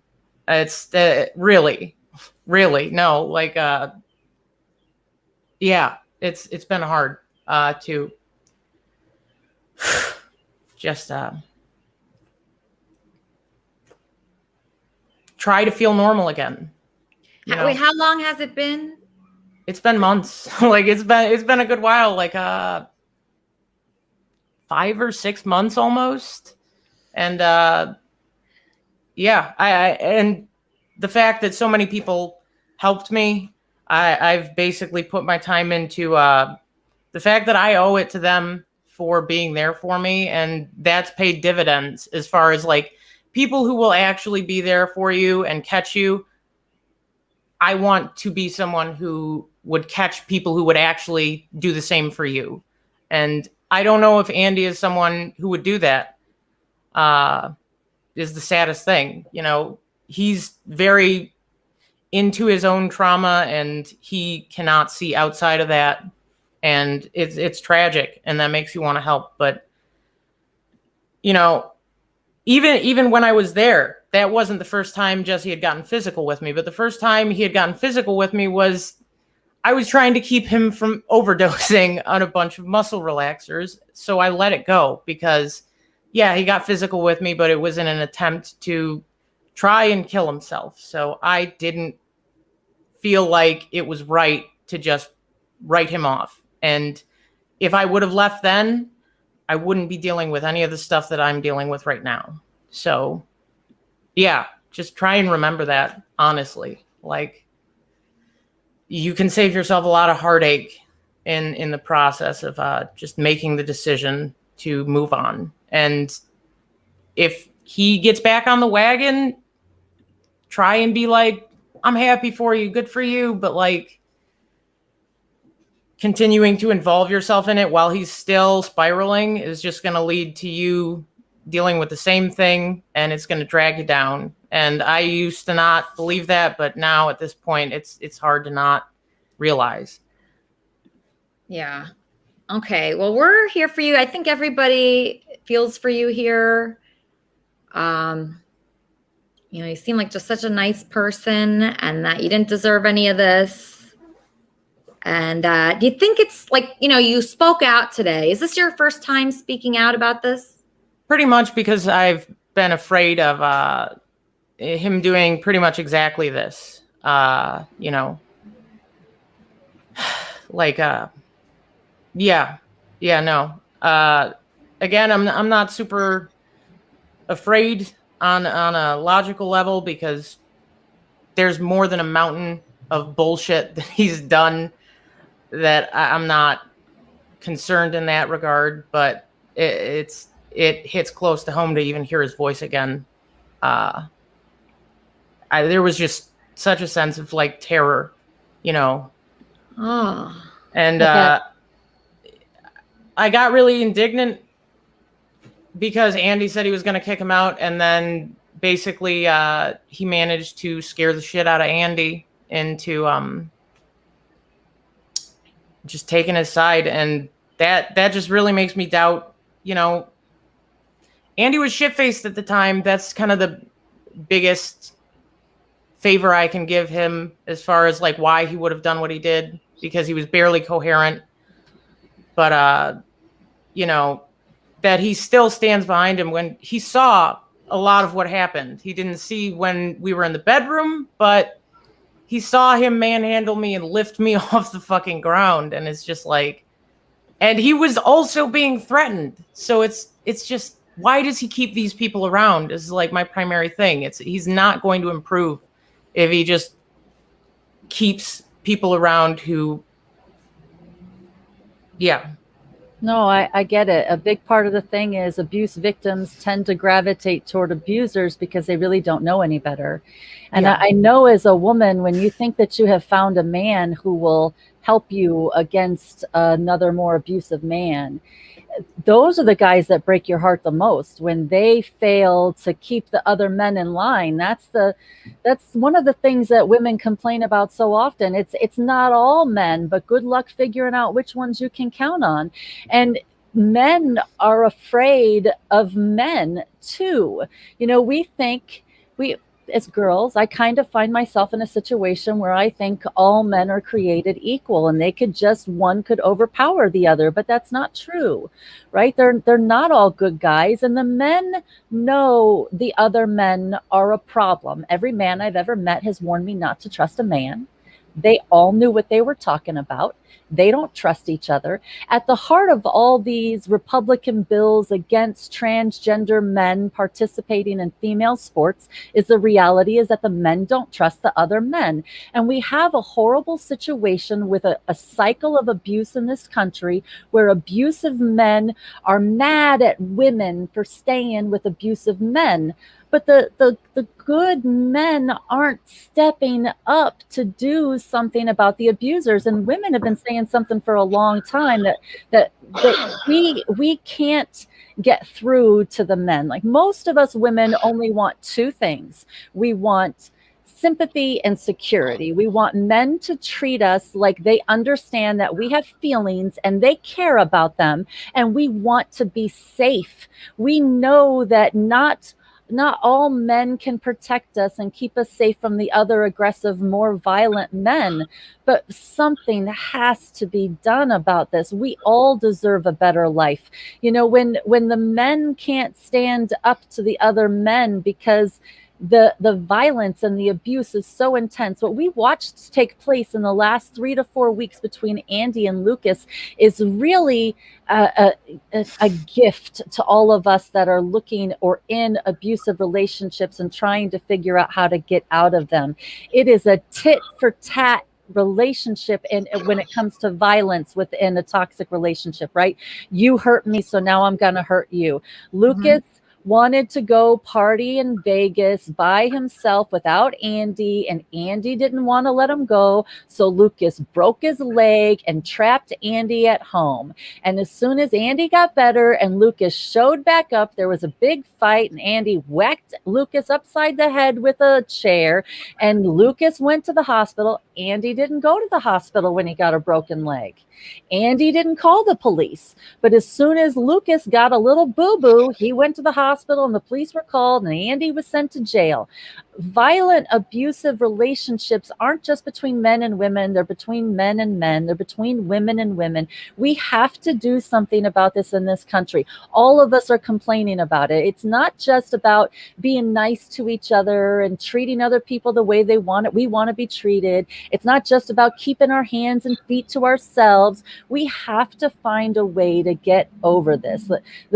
Every woman on the planet is complaining because they are tired of the emotional, the physical, the sexual, the financial abuse that comes from men. But we're seeing the men take advantage of Andy in a very different way. And this dynamic with the stronger, more hostile, more aggressive person manipulating and abusing the weaker, traumatized person is very common. We talk about PTSD and the fight or flight response. People are ready to fight or they're ready to run. But the PTSD is about 4 trauma responses. It's fight or flight, or freeze and fawn. And a lot of people find themselves in a situation where they are frozen in terror and they know they can't beat their abuser, they can't get away from them, and they are forced to try to get along with them, to try to convince them to like you and to be nice to you.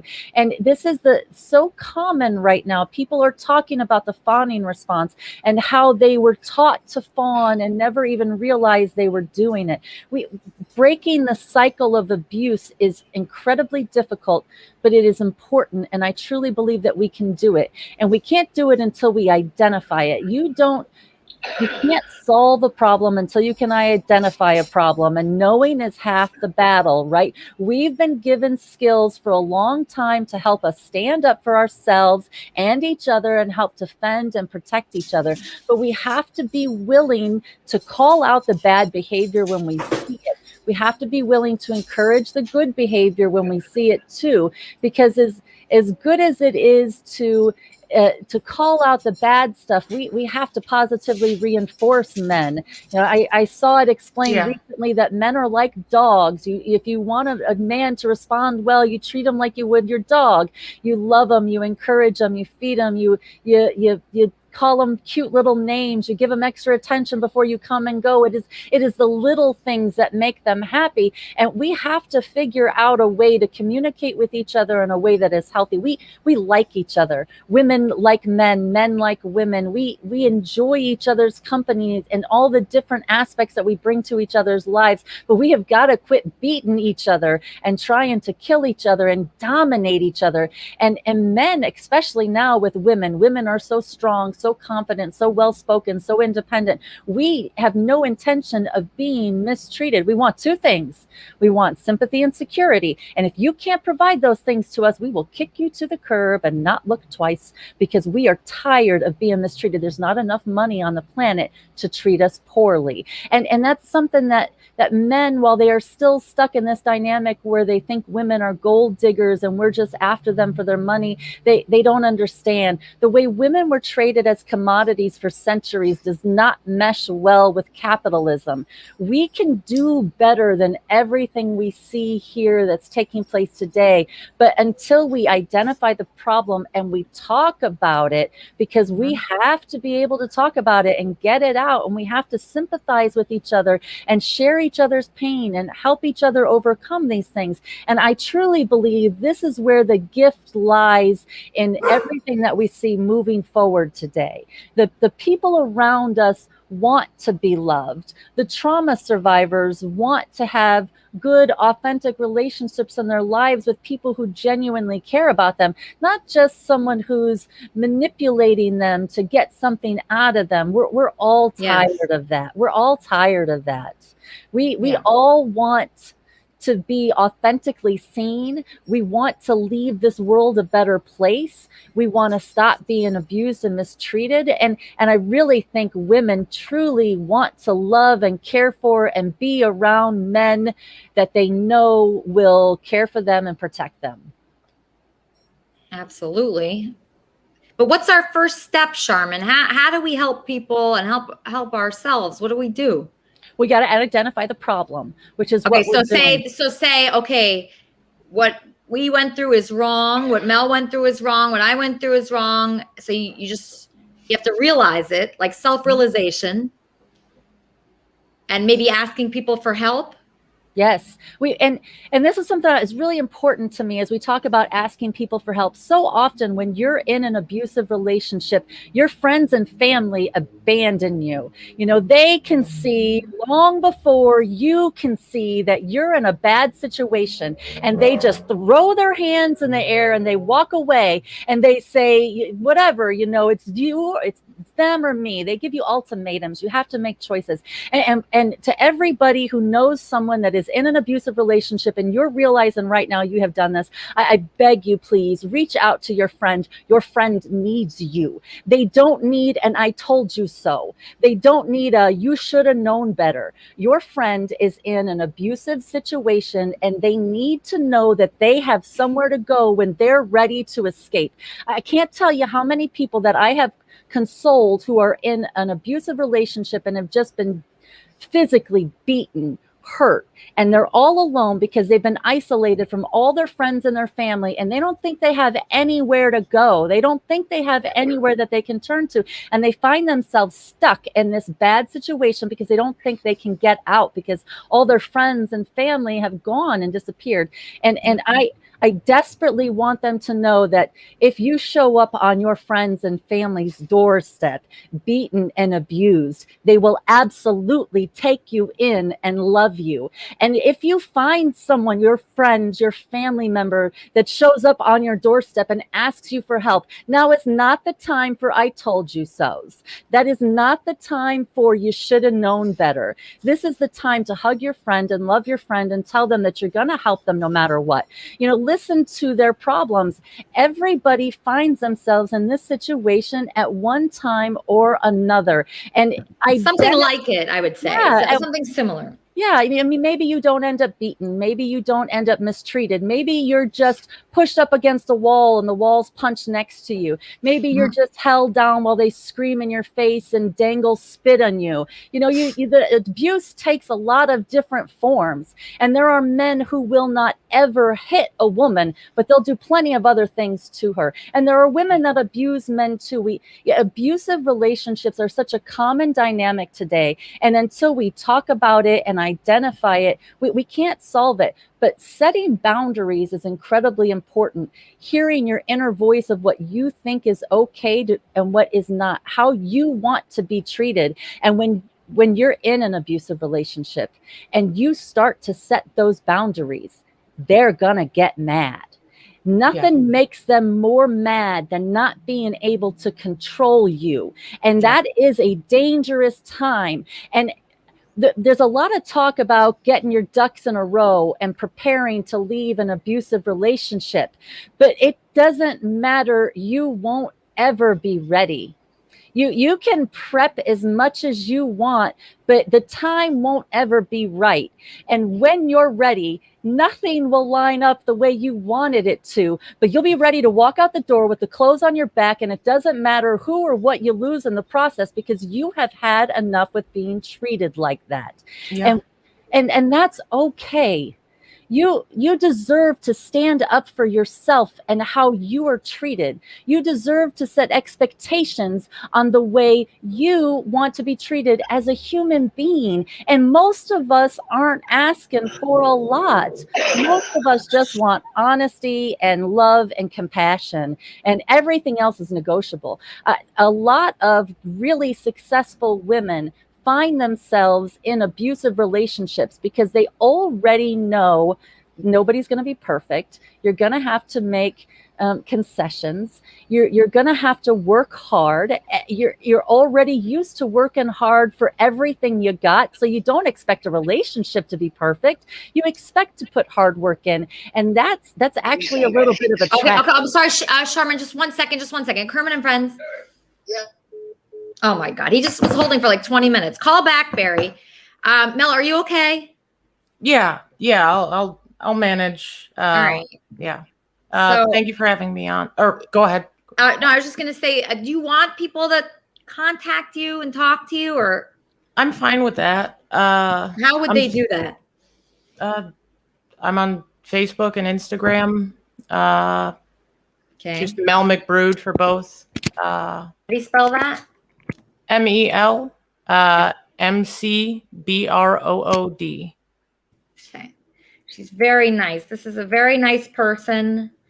And I could tell that this is tough. This is not easy.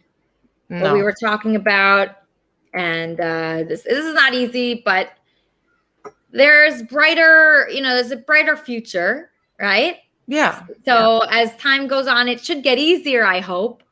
I hope it gets easier and that it gets lighter and it's not as bad as it feels right now. Let's just be grateful that we realized that what Sharman was saying, we realized what was wrong. You moved. I mean, that's a great idea. Moving to another state. That's a brilliant idea, moving to another state. Blocking people, not talking to anyone affiliated with that person. Yeah. That's good, I would say. Speaking about it with other people that understand, like Sharman and the other people here. These people, we've all been through it. It's just hard to talk about. That's the thing. I think very few people talk about this. They're scared because when they come out and talk about it, they get threatened, like what happened today. Yeah. So, I'm being threatened in multiple texts. But the thing is, it's hard to be scared of anything at these times for me because already, already I've been threatened so much that it's tough to be upset about it. But yeah, so you don't speak out because you're afraid of the repercussions of what the other person's going to do because you're dealing with like a volatile person. Yeah, and that's the difficult part. Oh, Lori's here. I wonder if Lori will do a wrap-up show, but she didn't even watch. Did you watch the show, Lori? I've been watching. You have? Oh my gosh, you've been watching? Oh my gosh. Hold on, Lori. Kermit and Friends. Wow, Lori's been watching. Hey, Lisa, it's Hands Bill. Hey, Hands. Hi, I want to say as a friend and as a veteran, two things. Happy Veterans Day. Happy 4th of July. Thank you. And I want to tell Mel to stay positive. Yes. To encourage her and all women, to keep talking, open up. Bill, don't be afraid to open up because I could see why Mel never talked about this. It's totally obvious because she knew what was going to happen. It wasn't going to be a good outcome, but it will be because most of the people here, maybe just one person, Jesse, but most of the people here I could see are in her corner and they feel for her and they relate to her. And I bet pretty much all women would, maybe some men. I don't know. What about you, Bill? Do you relate to her story at all? Well, it's important to have the courage to speak out. Yes. And I've been in a situation where I was able to help two different women. When I was in the Army, I saw a guy taking a purse from her, and I was able to run after her. After the guy who took the purse, of course, the guy was already too far away, but at least it's important that guys or people out there, when they see something, say something, if they can physically help someone, not to do something, Yeah, we're all just doing our best. I think about that. And I think, man, I could have done better in that situation. But you say, listen, I use the tools that I have at that time. That's all I could do. Because, you know, there's so many mistakes that we all make. Who's this guy? New guy. Who is that? Yep. Wait, is a new person? I don't know. Okay, so but what I'm saying is, you know, at the time, maybe she didn't feel that strong, because I know that for me, at times, I'm like, man, I was weak. I was so weak back then. Why didn't I do anything? Why didn't I say more? Why didn't I leave? Sometimes you're just not strong enough to leave at the time. That's just what you had at that moment. But, you know, hopefully in life you learn as you keep going and you get better. And I think that's what it is. I just read something. I wrote it down the other day. It was like, okay, the process is your purpose, like the process. So like Mel doing the perfect thing, you know, that's just not what happened, right? So she didn't get herself out of it, but her process right now that she's going through, that's it. That's what like life is about. When you're going through something, what you do, you know, she wants it to be better. We all want it to be better. And as long as you think that way, okay, what can I do today to make it better than yesterday? Whatever happened then, you know, that I think that's it. Yeah, one advice many of professionals say is that you have to find someone to talk to. If it's not the police, if it's not a neighbor, someone you can talk to, because that someone could end up helping you to help others or help yourself. Absolutely. You're a good guy. You would never do this kind of stuff. But I mean, there's good guys out there. I think that's what this call is. You know, Ham Hands Bill. We have many great people here. And it's just to find the good ones. You just find the good ones, and that's it. You just find the good ones and you stick with them. And the bad ones, still unclear on what to do with them. Yeah, definitely. The first chance I get, I'll talk to Mel on Facebook. Really? Oh, you know, that means the world to me. Thank you, Bill. Thank you. Right. Thank you. Love you. Love you. Happy 4th. Thank you for your service. See, there's good people out there. And just the fact that he's going to reach out to Mel, that's what this is about. That's what this comes down to. I'm always like, why the hell am I still doing this? I should quit a couple weeks ago. But when just hearing that Bill is reaching out to Mel, I love that. And that's wonderful. So Lori, you can relate to Mel, I bet, right? A little bit. Yeah. So you have had abuse. We all have, and we all feel for her. And, you know, we're just here for each other. And let's see, I'm trying to think of what we should do. So are you having a wrap-up show today? Well, me and Eric kind of talked on the phone last night and agreed on discussing, instead of like the 4th of July, discussing the missing and murdered Indigenous children that have been found under residential schools in Canada, as well as the residential schools that have yet to be investigated in America, where there's thousands, probably millions of children that have been genocided in the name of this country because they refuse to give up their heritage and their culture. Okay, one second. Kermit and Friends. Hey, Lisa, it's Gonzo. I just heard Lori's plan for the wrap-up show on 4th of July. That's a huge disrespectful act on our country. It's a celebration of the greatest country on the planet. And I don't want you... I love that he's proud of genocide. ...friend there insulting... Lori just said you're proud of genocide, Gonzo. I'm not proud of genocide at all. Then why isn't he remembering these children? Why is he just wanting to celebrate genocide? Be fucking thrown in the river or fucking thrown in the ocean. Why? You should show some respect to the greatest country that has kept your entire family alive. The Bolton household wouldn't exist without this country. That whole house is subsidized. I think I would be better off. I didn't ask to be Go alive. move to another country then, Lori, if you don't like it. I'm sick I of didn't this ask to be blatant alive. disrespect. Lori says you don't care about the children, Gonzo. It's my country's birthday, Lori. How dare you? Disrespectful. And Gonzo, your ancestors have been genocided by Americans too, so. Oh no. All right, that wasn't a good exchange. All right, well, you'll be talking about that, so there'll be no mention of Kermit and Friends on the show. Eric makes it very awkward, so. Why is Eric? What the hell is wrong with Eric? Is a Kermitarian? What's going on with this guy? Was he a hater now? I don't know. Eric is a hater? I'm trying to figure out what his plan is, and I'm just along for the ride, giving him his platform to explore himself, I guess. Hasn't he done enough of that? He wants to have control of the camera, he told me. And he feels like he Wow. has no control. Wait, Eric wants to, wait, so does that mean Eric, oh my God, Eric isn't going to log into StreamYard and produce your show about genocide? Just checking. I guess so. He sent me some things that we're going to play today that's going to be hopefully interesting. All right, so basically he's taking my wrap-up show hosts and all my people and changing it. That's what he's doing. That's what you're saying? I think we're having a bit too much fun with it. All right. So let's listen to a song from Wappy. Maybe you'll talk about that. Wappy, you're back on. You heard there's whatever. Okay, so you have another song for us, buddy? I think he does. He's holding a guitar. You chose to mute yourself, Wappy. Sorry about that. I didn't realize I was muted. Okay, that's okay. You're holding your guitar. I wanted to do a song, but I don't have that prepared. But I do have a song I can play right now. Okay, so Sigmund, bad news for you, but that's okay. Lying in my plastic bed, thinking how things weren't so cool to me.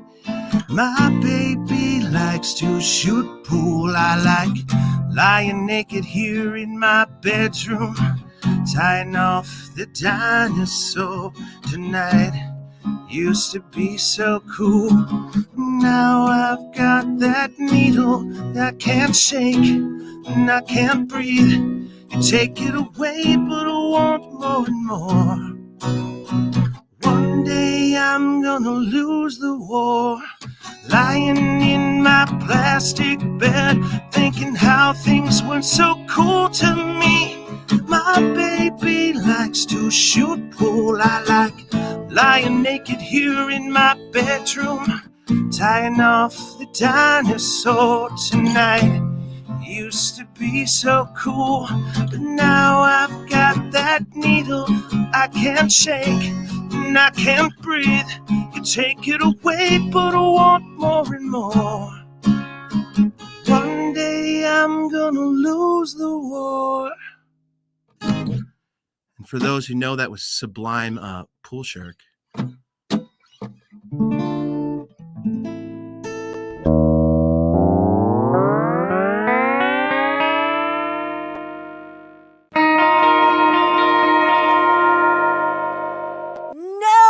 I don't want to. The brimstone sticks all over the walls and no one helps me clean it. Mother, just open it. I thought you were cool, Mom. Yeah, we thought you were cool. I am cool.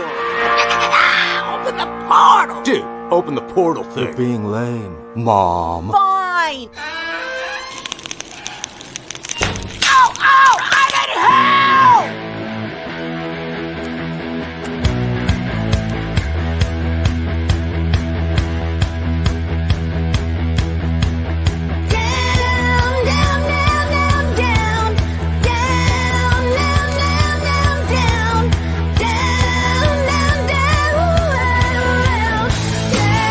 I am the Lizard Prince.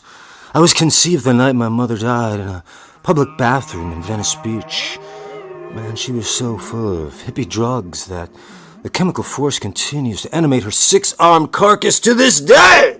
I was born of a corpse with a knowledge of things that you just can't process with your normal brain. I have crocodile blood, yeah, and the DNA of Dionysus. And I am a quasar, and a prophet, and a humble, lowly, ever-present watcher of all that is! I have 3 advanced degrees in astronomy. I only got because my mom was bugging me to earn some bread, right, Mother? So I invented some stuff that advanced astronomical research about 200 years so she'd shut the fuck up and let me hang out with my colleagues. Thanks for digging me out of there, man. Dude, you love it in hell. You could have left any time you wanted to.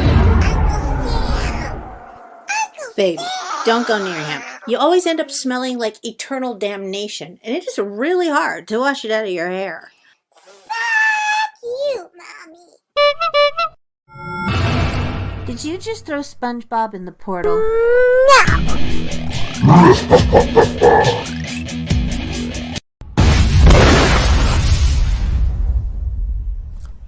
Really? Oh, that's funny. Mommy doesn't like demon SpongeBobs. Yeah, no kidding. Do not throw Barbie in the portal. God damn it. Hi, boys. Seriously? Going down, Mr. Tyler. This is not gonna end well.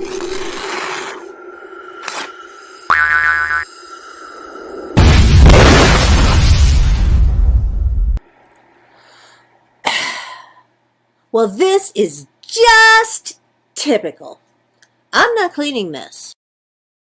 So this is my world, my hell, and you're welcome here anytime. I am the Lizard Prince, and I will see you in your dreams. Yeah! Turn me on, dead man.